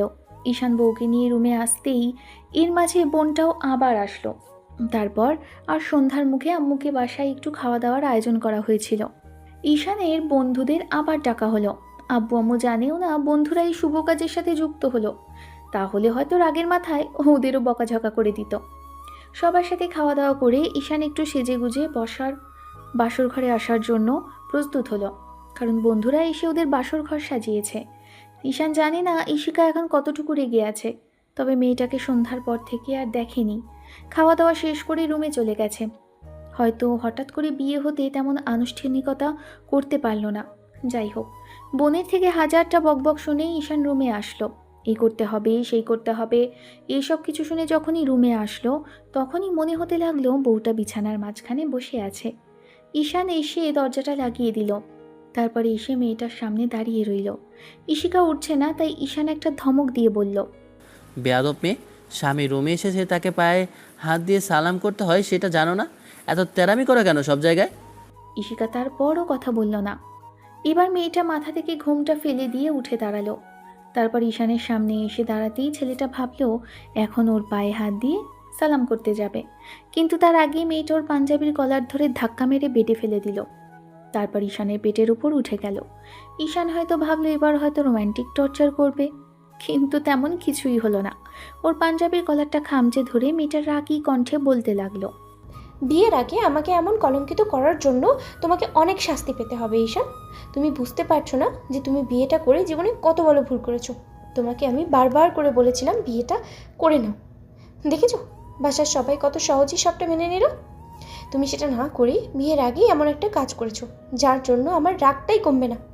এখন এইটুকু ভেবে দেখেছো তুমি তুমি কত বড় অন্যায় করে ফেলেছো, যার জন্য আমার বিশ্বাসটা নষ্ট হয়েছে। তুমি আজকে থেকে আমার কাছে আসতে পারবে না, টানা 1 বছর আর কখনো আমার কাছে আসবে না। তুমি যদি ভেবে থাকো আমাকে বাবু সোনা জানি এগুলো বলে তুমি আমাকে ভুল যাবে আর তোমার কাছে আসতে দেবো আমি, তাহলে সেটা তোমার ভুল ধারণা। আজকের পর থেকে তোমাকে আমি ঘৃণা করি, আর কখনোই তুমি আমার কাছে আসবে না। তোমাকে আমি ঘৃণা করি, আর হ্যাঁ তোমাকে শাস্তি পেতে হবে। তুমি যদি ভেবে থাকো আমি তোমার সাথে সংসার করব, তাহলে সেটা তোমার ভুল ধারণা। তুমি অনেক বড় অন্যায় করেছো। বিয়ের আগে আমি বারবার করে বলেছিলাম এমন করে আমার কাছে এসো না। ঈশান ঈশিকাকে বেডের উপর ফেলে দিল। তারপর দুই হাত বেডের সাথে চেপে ধরে ওর দিকে ঝুঁকে যেতেই তখন ঈশিকা বলতে লাগলো, আমি জানি কাপুরুষদের মতো তুমি এগুলো করতে পারবে, আর এগুলো করার জন্যই যে তুমি আমাকে বিয়ে করেছো সেটা আমার খুব ভালো করেই জানা আছে। একটা কাপুরুষ কথাকার আমার সাথে ফিজিক্যাল ইনক্রিমেন্ট হওয়ার জন্য আর কত নিচে নামবে তুমি। ঈশান মেয়েটার এমন কথাতেই ঈশিকাকে ছেড়ে দিল, উঠে পাশে বসে পড়ল। মেয়েটা এত বাজে কথা ওকে বলতে পারলো? ঈশান ভেবেছিল মেয়েটা রাগ করেছে, তাই রাগের মাথায় এসব আবোল তাবোল বকছে, কিন্তু না, মেয়েটা সিরিয়াসভাবে এসব কথা বলল। এত সব কথা বলার জন্য ঈশানের এবার বুকের ভেতর কেমন যেন করে উঠল। বারবার করে মনে হতে লাগলো এরকম একটা কথা ওকে মেয়েটা বলতে পারলো, তার উপর এত বাজে একটা কথা। ঈশান একটু তাচ্ছিল্য করে হেসে বলতে লাগলো, আমি না হয় লম্পট বাজে ছেলে, তাহলে তুমি সেদিন আমার রুমে এসেছিলে কেন? বাসায় কেউ না থাকা সত্ত্বেও তোমাকে দরজা আটকে দিতে হয়েছিল কেন? একটা মেয়ে আর একটা ছেলের মাঝে যে দূরত্ব থাকে সেই দূরত্বের মধ্যে শয়তান থাকে, তুমি সেটা বুঝতে পারলে না। সব দেশ এখন আমার হলো, তাহলে তুমি কেন আমার কাছে এসেছিলে? তোমাকে আমি বলেছিলাম কাছে আসতে? সব দোষ এখন আমার হয়ে গেল। একটা ছেলে একটা মেয়ের কাছে কেন আসে তুমি জানো না? তাহলে মেয়েটা কেন এসেছিল ছেলেটার কাছে? এত যদি আমাকে ঘৃণা করে, এত যদি আমাকে অসহ্য মনে হয়, তাহলে বিয়ে করা কি খুব বেশি প্রয়োজন ছিল? তোমাকে আমি জোর করেছিলাম বিয়ে করার জন্য? তোমাকে আমি জাস্ট বলেছিলাম আমি যদি এতটাই বাজে হতাম তাহলে তোমাকে কখনোই বিয়ে করতাম না, তোমাকে এমন নোংরা করে দিয়ে রাস্তায় ফেলে দিতাম। ভালোবেসেছিলাম আবেগের বশে, অনুভূতির তাড়নায় একটা ভুল করে বসেছিলাম, তাই ভুলটা শুধরে নিতে চাইছি। কই, তুমি তো প্রেগনেন্ট হওনি, কিংবা আমিও তোমাকে অস্বীকার করিনি। আর যদি হতেও সেটা আমি স্বীকার করে নিতাম, কারণ আমার ভালোবাসাটা এতটা তুচ্ছ নয়। ভুলভাল কিছু একটা করে ফেলেছি, সেজন্য ভুলটা শুধরে নিতে চাইছি। আর তুমি এত রাগ দেখাচ্ছ, ঠিক আছে, আমিও দেখব তুমি কতটুকু আমার ভালোবাসা না পেয়ে থাকতে পারো। আমি অন্য সব মেয়েদের সাথে এরকম কর্মকাণ্ড করে বেড়াবো, দেখি তুমি এগুলো কি করে সহ্য করতে পারো। তোমার যা খুশি তাই করতে পারো। তুমি যদি ভেবে থাকো তোমার এইসব কথাতে আমি ভয় পেয়ে যাব, কান্নাকাটিতে জুড়িয়ে দিব, তোমার কাছে আসবো, তাহলে সেটা তোমার ভুল ধারণা। তুমি তুমি কিন্তু একদমই আমার কাছে আসবে না, তাহলে তোমার হাল আমি খারাপ করে ছেড়ে দেবো। কি করবে, স্বামীর গায়ে হাত তুলবে? তোলো, দেখাও যে তুমি কতটা বদমাইশ হয়ে গেছো। একটা মেয়ে তার স্বামীর গায়ে কি করে হাত তুলতে পারে, তুমি আমাকে দেখিয়ে দাও। তুমি ঠিক কতটুকু নিচে নামতে পারো যে নিজেকে স্বামীর গায়ে হাত তুলতে দ্বিতীয়বার ভাবতে তোমাকে সেটা প্রমাণ করে না। ঈশিকা কোনো কথা বলল না, ওয়াশরুমে চলে গেল। ফ্রেশ হয়ে এসে বেডের একপাশে শুয়ে পড়ল। ঈশিকা এসে বেডের মাঝখানে কোলবালিশ দিয়ে তারপর শুয়ে পড়েছে। ঈশান ভেবেছে ঈশিকাকে কালকে হয়তো কাছে পেয়ে যাবে, আর আজকে একটু রাগ করে আছে, কালই হয়তো রাগটা কমে যাবে। ঈশানের ভালোবাসাটা যে ঈশিকার কাছে রাগ জেদের থেকে বড় না, সেটা ঈশান বুঝতে পারেনি। রাগের মাথায় হয়তো মেয়েটা এরকম কথা বলছে। এরকম একটা কর্মকাণ্ডের পর একটু রাগ করে থাকাটাই স্বাভাবিক। ঈশান ভাবলো আজ কিংবা কাল সব ঠিক হয়ে যাবে, তাই চুপচাপ ঘুমিয়ে রইল। অন্যদিকে ঈশিকার ঘুম আসছে না, বারবার ইচ্ছে করছে ঈশানের বুকে মাথা রাখতে, কিন্তু রাগের মাথায় বলে তো দিল ওকে স্বীকৃতি দেবে না, ওকে কাছে আসতেও দেবে না। মেয়েটা শুধু এটুকুই ভাবছে। রাগের মাথায় বলে তো দিলাম বজ্জারটাকে যে কাছে আসতে দেবো না, কিন্তু ওকে ছাড়া আমি থাকতে পারবো না। বিয়ে হয়েছে পর থেকে তো স্বামী হিসেবে মেনে নিয়েছি, ওর বুকে ঘুমাতেও খুব ইচ্ছে করছে। কী করে থাকবে এখন ওকে থেকে দূরে রেখে? ঈশান বেশ শান্তিমতোই ঘুমিয়েছিল। পরদিন সকালবেলা যে কাণ্ডটা ঘটল সেটার জন্য ঈশান প্রস্তুত ছিল না। ঈশিকা গোসল শেষ করে এসে আয়নার সামনে দাঁড়িয়েছিল। ঈশান কেমন শান্তিতে ঘুমোতে দেখেই মেয়েটা ওয়াশরুম থেকে এক মগ পানি এনে ঈশানের মুখে মারল, যার জন্য ছেলেটা ধরফরিয়ে উঠে বসল। তারপর আশেপাশে তাকাতেই দেখে সামনে ঈশিকা রাগী চোখে তাকিয়ে আছে। মেয়েটার খোলা চুলগুলো কোমর ছাড়িয়ে গেছে, আর ভেজা চুলগুলো থেকে টুপটুপ করে পানি পড়ছে, হয়তোবা গোসল করে এসেছে। বিয়ের প্রথম দিনে মেয়েটাকে অসম্ভব রকমের সুন্দরী লাগছে। এরকম অবস্থাতে ঈশান হয়তো পাগল হয়ে যাবে। ঈশান বিছানা থেকে নেমে আসলো, তারপর মেয়েটার সামনে দাঁড়াতেই ঈশিকা সরে গেল আর বলতে লাগলো, এই যে মহারাজ, এত বেলা পর্যন্ত ঘুমালে হবে? এখন ওঠো, বিছানা ঠিক করো, তারপর নিচে যাও, দেখো ব্রেকফাস্ট তৈরি হয়েছে কিনা।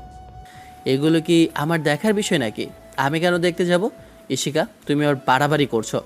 আমি আমার ভুল স্বীকার করছি, বারবার মাপ চেয়েছি, সরি বলেছি, তাও যথেষ্ট না? তোমাকে তো বিয়ে করে নিয়েছি, ভুলটা শুধরে নিয়েছি, তাহলে তুমি কেন শোধরাতে চাইছো না? আমাকে কেন কাছে আসতে দিতে চাইছো না? এইসব করে উল্টো হিতের বিপরীত হবে শেষে। যদি আমি অন্য কারো কাছে চলে যাই, অন্য কারো কাছ থেকে ভালোবাসা নেওয়ার চেষ্টা করি, সেটা কিন্তু তোমার জন্য কষ্টের ব্যাপার হবে। তাই ভালোই বলছি, যেটা হয়েছে সেটা মেনে নাও। আর আজকের পর থেকে যদি এসব নিয়ে বেশি বাড়াবাড়ি করো, তাহলে আমার থেকে খারাপ আর কেউ হবে না। তুমি যা খুশি তাই করতে পারো। তুমি কি ভেবেছো অন্য মেয়েদের সাথে মেলামেশা করলে কি আমি তোমাকে ভালোবাসতে যাব? তোমার জন্য কেঁদে মরবো? কখনোই না। ঠিক আছে, দেখি কতদিন আমার থেকে দূরে থাকতে পারো। তারপর আমার ভালোবাসা পাওয়ার জন্য যদি কান্নাকাটি করো, তাতে করে খুব বেশি লাভ হবে না বলে রাখলাম। ঈশান ওয়াশরুমে চলে গেল, ফ্রেশ হয়ে আসলো। একটু বাদে ফ্রেশ হয়েছে, শুধু একটা টাওয়াল পরে। যখনই বাইরে আসে দেখে ঈশিকা ড্রেসিং টেবিলের সামনে বসে আছে। ছেলেটা ভাবলো বউটাকে একটু আদর করে দেওয়া যাক, তাতে যদি বউটার রাগ কমে যায়। ঈশানের যেই ভাবা সেই কাজ, মেয়েটার পেছনে এসে দাঁড়ালো। কখন ঈশিকার এতটা কাছে চলে এসেছে জানে না। তারপর মেয়েটা যখন ঈশানকে দেখলো, ওকে দেখার সাথে সাথেই উঠে দাঁড়ালো। ঈশিকা উঠে দাঁড়াতেই ঈশান মেয়েটার পেটের ওপরের শাড়ি গলিয়ে পেটের উপর হাত রেখে ঘাড়ে আর গলায় নাক ডুবিয়ে দিয়েছে, যার জন্য মেয়েটা হাঁসফাঁস করতে আরম্ভ করেছে। ঈশানের এরকম কর্মকাণ্ডে ঈশিকা চোখ বড় বড় করে ছেলেটার দিকে তাকালো। তার মাঝখানেই ঈশান ওর ঘাড়ে আর গলায় কয়েকটা চুমু দিয়ে ফেলেছে। ঈশিকা হতভম্ব হয়ে গেল সেদিনের কথাগুলো মনে করেই। তারপর ঈশানকে ছাড়িয়ে নেওয়ার চেষ্টা করতেই ছেলেটা ওকে আরেকটু শক্ত করে জড়িয়ে ধরে মেয়েটার ঘাড়ে আরও গভীরভাবে চুমু খেল। ঈশান চুমুর সাথে সাথে লাভ বাইট দিতেই ইশিকা জোর করে ছাড়িয়ে নিয়ে ওর পেছন দিকে ফিরে বসে একটা থাপ্পড় বসাতে ঈশান হতভম্ব হয়ে যায়। তারপর বেশ খানিকটা রাগী কণ্ঠে বলতে লাগলো, স্বামীর গায়ে হাত তুলতে তোমার একটু বিবেকে বাঁধলো না? তোমার কি মনে হলো না যে এই মানুষটা তোমাকে ঠিক কতটুকু ভালোবাসে? তোমার কি একটাবারও মনে হলো না যে যাকে ভালোবাসো তাকে পেয়েছো? সেটা তোমার জন্য ভাগ্যের ব্যাপার ছিল। যেখানে মানুষ নিজের ভালোবাসার মানুষটাকে হাজার চেষ্টা করেও পায় না, সেখানে তুমি না চাইতেও পেয়ে গেছো। আর সেই জন্য তোমার কাছে কোনো দাম নেই, তাই তো? আজকের পর থেকে আমিও দেখব তুমি কি করে আমার ভালোবাসাটা পাও, আর কতদিন আমার ভালোবাসা থেকে দূরে থাকতে পারো। ইশিকা কোনো কথা বলল না। ঈশান ওই দিনের পর থেকে ইশিকার হাতটা পর্যন্ত ধরে দেখেনি। আব্বু আম্মুর সামনে স্বাভাবিকভাবে কথা বললেও রুমের মধ্যে ওদের মাঝে আকাশ পাতাল দূরত্ব থাকে। ইশিকা যথাসম্ভব ছেলেটাকে এড়িয়ে চলার চেষ্টা করে আর সব সময় সিন ক্রিয়েট করতে থাকে। অন্যদিকে ঈশান তাতে কোনো কিছু মনে করে না। 1 মাস পরের ঘটনা। সেদিন যখন ঈশান হসপিটাল থেকে ফিরছিল, পথিমধ্যেই গাড়িটা খারাপ হয়ে যায়। তারপর একটা রিক্সা করে ফেরার সময় মাঝ রাস্তাতেই বৃষ্টি শুরু হয়ে যায়। বৃষ্টিতে ভিজে ভিজে বাসায় ফিরেছে ছেলেটা। আসলে রিক্সার হুডটা নষ্ট ছিল, তাই ওঠাতে পারিনি। যতক্ষণে বাসায় এসে পৌঁছেছে একদম কাক ভেজা হয়ে গেছে। বাসায় এসে কলিং বেল দিতে ইশিকা গিয়ে দরজা খুলে দেয়। তারপর ঈশানকে দাঁড়িয়ে থাকতে দেখে দরজা থেকে সরে গেল। ঈশান একবার মেয়েটার দিকে তাকিয়ে থেকে তারপর রুমের দিকে চলে যায়। আরও কিছুক্ষণ শাওয়ার নিয়ে রুমে আসতে দেখে ইশিকা বসে আছে। ঈশান শুকনো কাপড় পরে নেয়, তারপর বাইরে চলে যায়। একটু বাদে নাস্তা করে তারপর ডাইনিংয়ে বসে টিভি দেখতে আরম্ভ করে। ইশিকা আশেপাশে ঘুরঘুর করছে, হয়তো কিছু বলতে চাইছে কিংবা কিছু প্রয়োজন, সেটা ভেবেই ছেলেটা বলতে লাগলো, যদি কিছু প্রয়োজন হয় সেটা বলে দিন, কাল নিয়ে আসবো। আশেপাশে এমন ঘুরঘুর করে ভালোবাসা দেখাতে হবে না। মেয়েটা মাথা নেড়ে সেখান থেকে চলে গেল। ঈশান একটু বসে থেকে রুমে চলে আসলো। গাটা কেমন গরম গরম লাগছে, নির্ঘাত জ্বর আসবে। রাতে যে প্রচুর পরিমাণে জ্বর আসলো সেটা বুঝতে পারার আগেই সেন্সলেস হয়ে গেছিল। জ্বরের ঘোরে ছেলেটা বিড়বিড় করেছে, কখন ঘুমিয়েছে কি হয়েছে কিছুই জানে না। তবে ইশিকার যখন ঘুম ভাঙে উঠে দেখে ঈশান প্রচণ্ড পরিমাণে কাঁপছে। ইশিকার কেন জানি মায়া হলো, কপালে হাত দিয়ে দেখলো যে জ্বরে প্রচণ্ড শরীরটা পুড়ে যাচ্ছে। গায়ে জ্বর এটা দেখেই ইশিকা তাড়াহুড়ো করে উঠে বসে। তারপর ওয়ার্ড্রপ থেকে একটা কম্বল এনে গায়ে চাপালো, তাতেও কাজ হচ্ছে না। কিছুক্ষণ বাদে ওয়াশরুম থেকে পানি এনে মাথায় দিতে লাগলো। পানি দিতে গিয়ে গাটা ভিজে গেল, যার জন্য শার্টটা খুলে দিয়ে তারপর গাটা মুছিয়ে দিতে লাগলো। ঈশানের শরীরটা ভীষণ পরিমাণে কাঁপছে। ইশিকা কি করবে ভেবে উঠতে পারল না। ছেলেটার এত শরীর খারাপ দেখে নিজেই কেঁদে ফেলল। ছেলেটাকে এত ইগনোর কেন করে ও, এই বিষয়টা ভেবেই ফুপিয়ে কাঁদতে লাগলো। শেষে ছেলেটার এমন অবস্থা দেখে উপায় না পেয়ে 2 হাতে বুকের মাঝে জড়িয়ে ধরল। মাথায় কতগুলো চুমু খেয়েছে জানে না, তবে একটু বাদেই ঈশানের কাঁপুনিটা কমলে ঈশিতা ওকে শুইয়ে দেয়। তার মিনিট 10 পরে আবারও কাঁপুনি দিয়ে জ্বর আসলো, যার জন্য ইশিকা আর রাগ করে থাকতে পারল না। নিজেও ঈশানের পাশে শুয়ে পড়ল। কোলবালিশটা ছুঁড়ে ফেলে দিয়ে বুকের মাঝে ঈশানকে জড়িয়ে ধরল। একটু বাদে ঈশান জ্বরের ঘরে এমন কিছু করতে লাগলো যেটা ইশিকা ভাবতেও পারেনি। ইশিকা আজকে সজ্ঞানে থেকেই ঈশানের আদুরে স্পর্শে থাকতে পারেনি, একদম ওর মাঝে হারিয়ে ফেলেছে নিজেকে। ঘণ্টাখানেকের ভালোবাসাময় মুহূর্তের আর আদুরে স্পর্শেই ইশিকা একদম মাতাল হয়ে গেছিল, যার জন্য ঈশানের ভালোবাসা একদম এলোমেলো অগোছালো হয়ে গেল। একটা সময় ছেলেটার বুকের মধ্যে মুখ লুকিয়ে নেয় ইশিকা আর ঘুমিয়ে পড়ে। পরদিন সকালে যখনই ইশিকার ঘুম ভাঙে উঠে দেখে ঈশানকে জড়িয়ে ধরে রেখেছে। ছেলেটাকে ছাড়িয়ে নেওয়ার চেষ্টা করলে তখনই ঈশানের ঘুমটা ভেঙে যায়। মেয়েটাকে এমন করে কাছে দেখে ঈশান ওকে তাড়াহুড়ো করে ছেড়ে দেয়। তারপর গায়ের শার্টটা খোলা দেখেই বলতে লাগলো, কি হলো? তুমি আমার কাছে কেন? আর এই অবস্থা কেন তোমার? ইশিকা কোনো প্রশ্নের উত্তর দিল না। মেয়েটা কোনো রকমে চাদরটা শরীরে জড়িয়ে তারপর উঠে যেতে গেলে তখনই ঈশান বলতে লাগলো, ও শিট, আমি একাই এত বড় একটা অন্যায় করেছি। আজকে জ্বরের কারণে তুমি আমার কাছে এসেছিলে, তাই না? আর না হলে নির্ঘাত আমি এমন কিছু করেছি যার জন্য তুমি আসতে বাধ্য হয়েছিলে। তুমি কেন আমার কাছে এসেছিলে? আমি তো এই সাইডে ছিলাম, আমার যতদূর মনে পড়ে। তাহলে এখন এখানে কেন আসলাম? ঈশান নানাভাবে ইশিকাকে বোঝানোর চেষ্টা করতে লাগলো, নানান কথা বলতে লাগলো, কিন্তু তাতে ইশিকা কোনো কথা বলল না। সেখান থেকে চলে গেল। একটু বাদে মেয়েটা ফ্রেশ হয়ে আসে। ইশিকার ঘাড়ে গলায় অসংখ্য কামড়ের দাগ, যেটা দেখে ঈশান বুঝতে পারলো যে কী করে ফেলেছে রাতে। ছেলেটা ট্রাউজারটা কোনো রকমে পরে নিয়ে উঠে গেল। তারপর ঈশান ইশিকার পায়ের কাছে হাঁটু মুড়ে বসে পড়ে। পাগুলো জড়িয়ে ধরতে গেলে মেয়েটা পাগুলো সরিয়ে নেয় আর বলতে আরম্ভ করে। কি পাগলামি করতেছো ঈশান? আমি কি তোমাকে কিছু বলে দিছি? তোমার অধিকার ছিল, করেছো। এখন তো ভয় পেতে হবে না। তাছাড়া তুমি আমার কাছে আসোনি, আমি নিজে থেকে এসেছি। আর ভয় পাওয়ার কিছু নেই। আমি সজ্ঞানেই ছিলাম, আর সব কিছু বুঝে শুনেই হয়েছে। তোমাকে এসব নিয়ে ভাবতে হবে না। কিন্তু তুমি আমাকে ঘৃণা করো, তাহলে কেন কাছে এসেছিলে? তুমি না বলেছিলে তুমি আমাকে শাস্তি দেবে?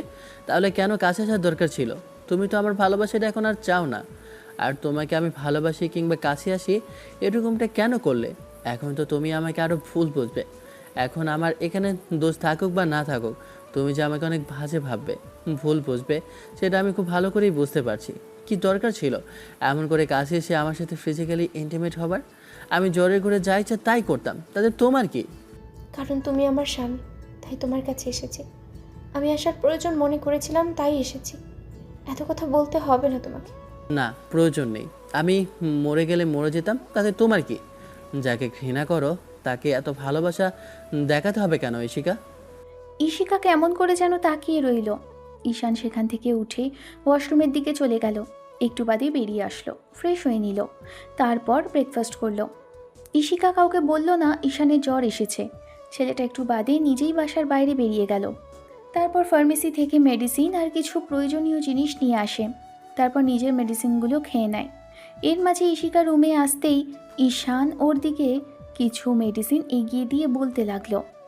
যেহেতু এগুলো তোমার ইচ্ছাতেও হয়নি আর আমার ইচ্ছাতেও হয়নি, তাই মেডিসিনগুলো খেয়ে নিও। কনসিভ করার সম্ভাবনা থাকলে সেটা আর হবে না। ঈশানের এমন ধারা কথাতে ইশিকা এবার বেশ খানিকটা অবাক চোখে ওর দিকে তাকিয়ে রইল। এই ছেলেটা কি বলছে? এর কি মাথা খারাপ? কী সব বাজে বাজে কথা বলছে? কিন্তু ঈশান আর কোনো কথা বলল না।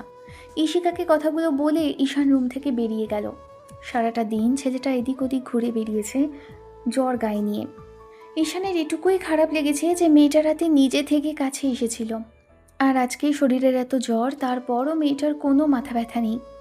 ঈশান ভেবেই কষ্ট পাচ্ছিল, তাই সারাটা দিন বাসায় যায়নি, এদিক ওদিক ঘুরে বেরিয়েছে। সন্ধ্যার মুখে আবার জ্বর আসলে বাসায় চলে গেল। তারপর গিয়ে অনেকক্ষণ শুয়ে রইল। একটু বাদেই ইশিকা আসতেই ঈশান উঠে আবার বাইরে চলে গেল। কোনো রকম একটু নাস্তা করে বসে রইল। রাতের খাওয়া দাওয়া করে যখন রুমে আসবে তখনই ইশিকা ওর পাশে পাশে আসলো। রুমে আসার পর ঈশান সোফায় গিয়ে শুয়ে পড়ল। ঈশানের এরকম কর্মকাণ্ডে ইশিকা প্রচণ্ড পরিমাণে অবাক হয়েছে। কিছু বলতে যাবে তার আগেই ছেলেটা বলতে লাগলো। যাকে ভালোবাসো না তার সাথে না থাকাই ভালো। আর এত ঘৃণা করার পরও সেই মানুষটার কাছে আমি আর বাজে হতে চাই না ইশিকা। আমি বুঝতে পারিনি সেদিন এরকম কিছু হয়ে যাবে, আর এত কিছুর পর তুমি আমাকে ভুল বুঝবে। আমি জানি আমি সেদিন যেটা করেছি আবেগের বশে, তারপরেও সেটা ক্ষমা অযোগ্য ছিল। যদি কখনো পারো ক্ষমা করে দিও। আমার ভুল ছিল, ভুলটা শুধরে নেওয়ার চেষ্টা করতেই বিয়েটা করেছিলাম। অন্য কেউ হলে সেটা করতো না, কিন্তু আমি চেয়েছিলাম সবটা ঠিক থাকুক, কারণ তোমার প্রতি আমার ভালোবাসা ছিল। সেই জন্যই তোমাকে এমন করে নিজের সাথে মিশিয়ে নেওয়ার চেষ্টা করেছিলাম। আর তুমি ওরকম করে সেদিন আমার কাছে এসেছিলে বলে ভুলটা হয়েছিল। তারপরেও নিজের শব্দ স্বীকার করে নিয়েছি। যাই হোক, ঘুমিয়ে পড়ো। আর আমাকে নিয়ে এত চিন্তা করতে হবে না ইশিকা, যেটা হবে আমার হবে।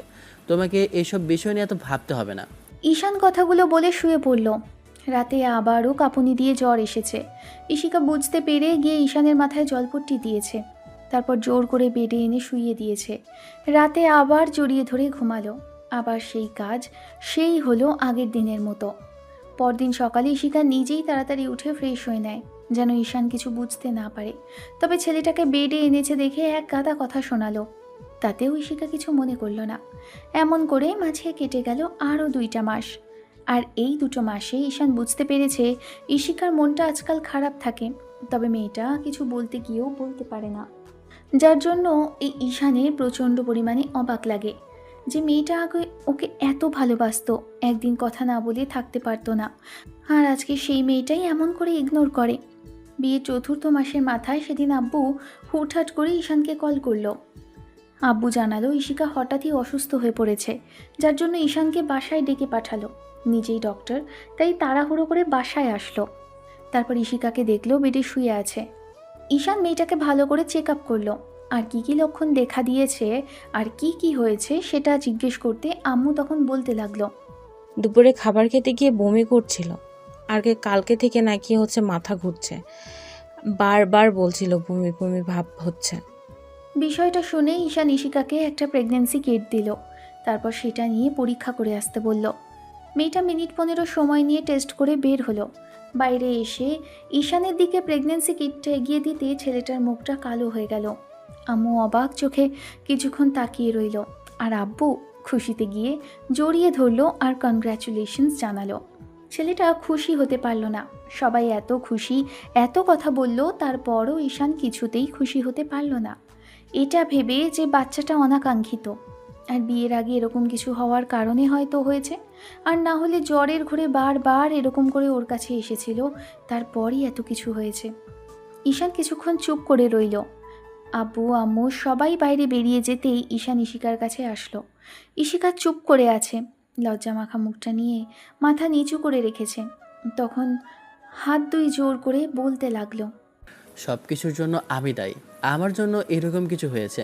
ঈশিকা, আমি জানি না আমি কি করব, তবে আমার মনে হচ্ছে আমি অনেক বড় অন্যায় করে ফেলেছি। আমি বুঝতে পারছি এই বাচ্চাটা অনাকাঙ্ক্ষিত, আর তুমি এই বাচ্চাটা রাখবে না। আব্বু আম্মুকে জানিয়ে আমি অনেক বড় ভুল করে ফেললাম, এটা বলা হয়তো ঠিক হয়নি। আমি বুঝতে পারছি তুমি এই বাচ্চার কথা শুনে খুশি না। যাই হোক, তুমি আবাসন করিয়ে নিও, আমি ব্যবস্থা করে দেব। আর হ্যাঁ, এটা ঠিক যে আমি তোমাকে ভালোবাসি, কিন্তু জোর করে আমার কাছে আটকে রাখতে চাই না। তুমি যে এখন আমাকে ভালোবাসো না সেটা আমার জানা আছে। আর হ্যাঁ, তুমি যদি আমার সাথে থাকতে না চাও সেজন্য। ঈশানের কথাটা শেষ হয়ে উঠতে পারল না, তার আগেই ঈশিকা ঈশানকে জাপটে জড়িয়ে ধরল আর ফুপিয়ে কেঁদে উঠল। ঈশান মেয়েটাকে কি বলবে বুঝে উঠতে পারছে না, তারপর নিজেও 2 হাতে জড়িয়ে ধরে মেয়েটা। ঈশান, এসব তুমি কি বলতেছো? এটা আমাদের বেবি, ও আমাদের অস্তিত্ব। আমরা ভালোবেসে অন্যায় করেছিলাম, তার জন্য বিয়ে করে শুধরে নিয়েছি। এরপর যেটা হয়েছে সেটা আমার সম্মানিতেই হয়েছে। তুমি চাওনি তাতে কি হয়েছে, কিন্তু আমার তোমার সম্পর্কের প্রয়োজন ছিল, স্পর্শের প্রয়োজন ছিল, তোমার ভালোবাসার খুব বেশি দরকার ছিল, তাই তো আমি এমন করেছি। তাহলে তাহলে তুমি কেন এমন করলে? এমন একটা কথা তুমি কি করে বলতে পারলে যে আমি বাচ্চাটাকে রাখতে চাই না, আমি চাই ওকে? কিন্তু আমি তো ভেবেছিলাম যে তুমি আমাকে ঘৃণা করো প্রচণ্ড পরিমাণে, আর সেদিন ওই ওই ঘটনার পর থেকে তুমি আর আমাকে ভালোবাসো না। তাই আমি ভয় পেয়ে গিয়েছিলাম যে তুমি এমন কথাই বলবে, আর সেদিনের পর থেকে তো আমি তোমার কাছে আসারও চেষ্টা করি না। তুমি আমার গায়ে হাত তুলেছিলে, তাতে আমি বুঝে গেছি। রাগ হয়ে গেছিল খুব, আমি বুঝতে পারিনি রাগের মাথায় এমন করে মেরে দেব। তারপর কত কেঁদেছি জানো, তোমার গায়ে হাত তোলার কারণে বলতেই পারিনি। আমি এত বড় অন্যায় করেছি, আর এই বেবিটা তো আমাদের, বলো ওর কি দোষ? ও তো কোনো অন্যায় করেনি, দোষ করলে আমি করেছি। তুমি তার জন্য আমাকে শাস্তি দাও, তারপর ওকে কিছু করার কথা বলো না প্লিজ। তার মানে তুমি বেবি হওয়াতে খুশি, তুমি ওকে রাখতে চাও? কেন রাখতে চাইবো না? ও আমাদের ভালোবাসার ফল, আমার ভালোবাসার অস্তিত্ব। ওকে কেন আমি মেরে ফেলতে চাইবো? তুমি এই কথাটা কি করে বলতে পারলে ঈশান? আমি তোমার উপরে রাগ করে থাকলে ওর উপরে কি করে রাগ করি? আমি তো ভালোবেসেই তোমার কাছে এসেছিলাম, তারপরে এরকম কিছু হয়েছে। তুমি এরকম একটা কথা আমাকে বলতে পারলে? আচ্ছা বাবা, সরি, এবার কান্নাকাটি করতে হবে না। দেখি তাকাও আমার দিকে। আসলে আমি ভয় পেয়ে গিয়েছিলাম, ভাবতে পারিনি যে তুমি এই বেবিটা রাখতে চাও, আর ভুল করে বলে ফেলেছি। আর কখনো এরকম বলবো না। দেখি তাকাও আমার দিকে এবার। তারপর নিজেও 2 হাতে জড়িয়ে ধরে মেয়েটাকে। ঈশান ঈশিকাকে ছাড়িয়ে নিল, তারপর মুখের 2 পাশে হাত রেখে চোখের পানি মুছে দিল, কিন্তু তাতেও কোনো কাজ হলো না। মেয়েটা ফুপিয়ে উঠছে, তাই ঈশান ওর চোখের পাতায় কিস করলো, তারপর ঠোঁট দিয়ে চোখের পানি শুষে নিল। আলতো করে চোখের পাপড়িতে চুমু খেলো। সারা মুখে মিনিট 5 চুমু খাওয়ার পর যখন ইচ্ছে করলো বউটাকে আদর করতে, তখন ওর নাকি, কানে, গলায়, ঘাড়ে চুমু খেলো। আর ঠোঁটের উপর ঠোঁটজোড়া রাখতেই ইশিকা ছেলেটার চুলগুলো 2 হাতে খামছে ধরল। ফুপিয়ে কাঁদছে মেয়েটা, তারপরও পাগলের মতো ঠোঁটে স্পর্শ করার জন্য পাগল হয়ে আছে। ঈশান মেয়েটাকে টেনে কোলের মধ্যে বসালো, তারপর কোমর জড়িয়ে ধরল আর এক হাতে মুখের পাশে রেখে চুমু খাওয়াতে ব্যস্ত হয়ে পড়ল। ভালো থাকুক ভালোবাসা। দেখা হচ্ছে অন্য কোনো দিন, অন্য কোনো গল্পে। ততদিন পর্যন্ত সুস্থ থাকবেন, ভালো থাকবেন আর অবশ্যই আমাদের সাথে থাকবেন। ধন্যবাদ। আল্লাহ হাফেজ।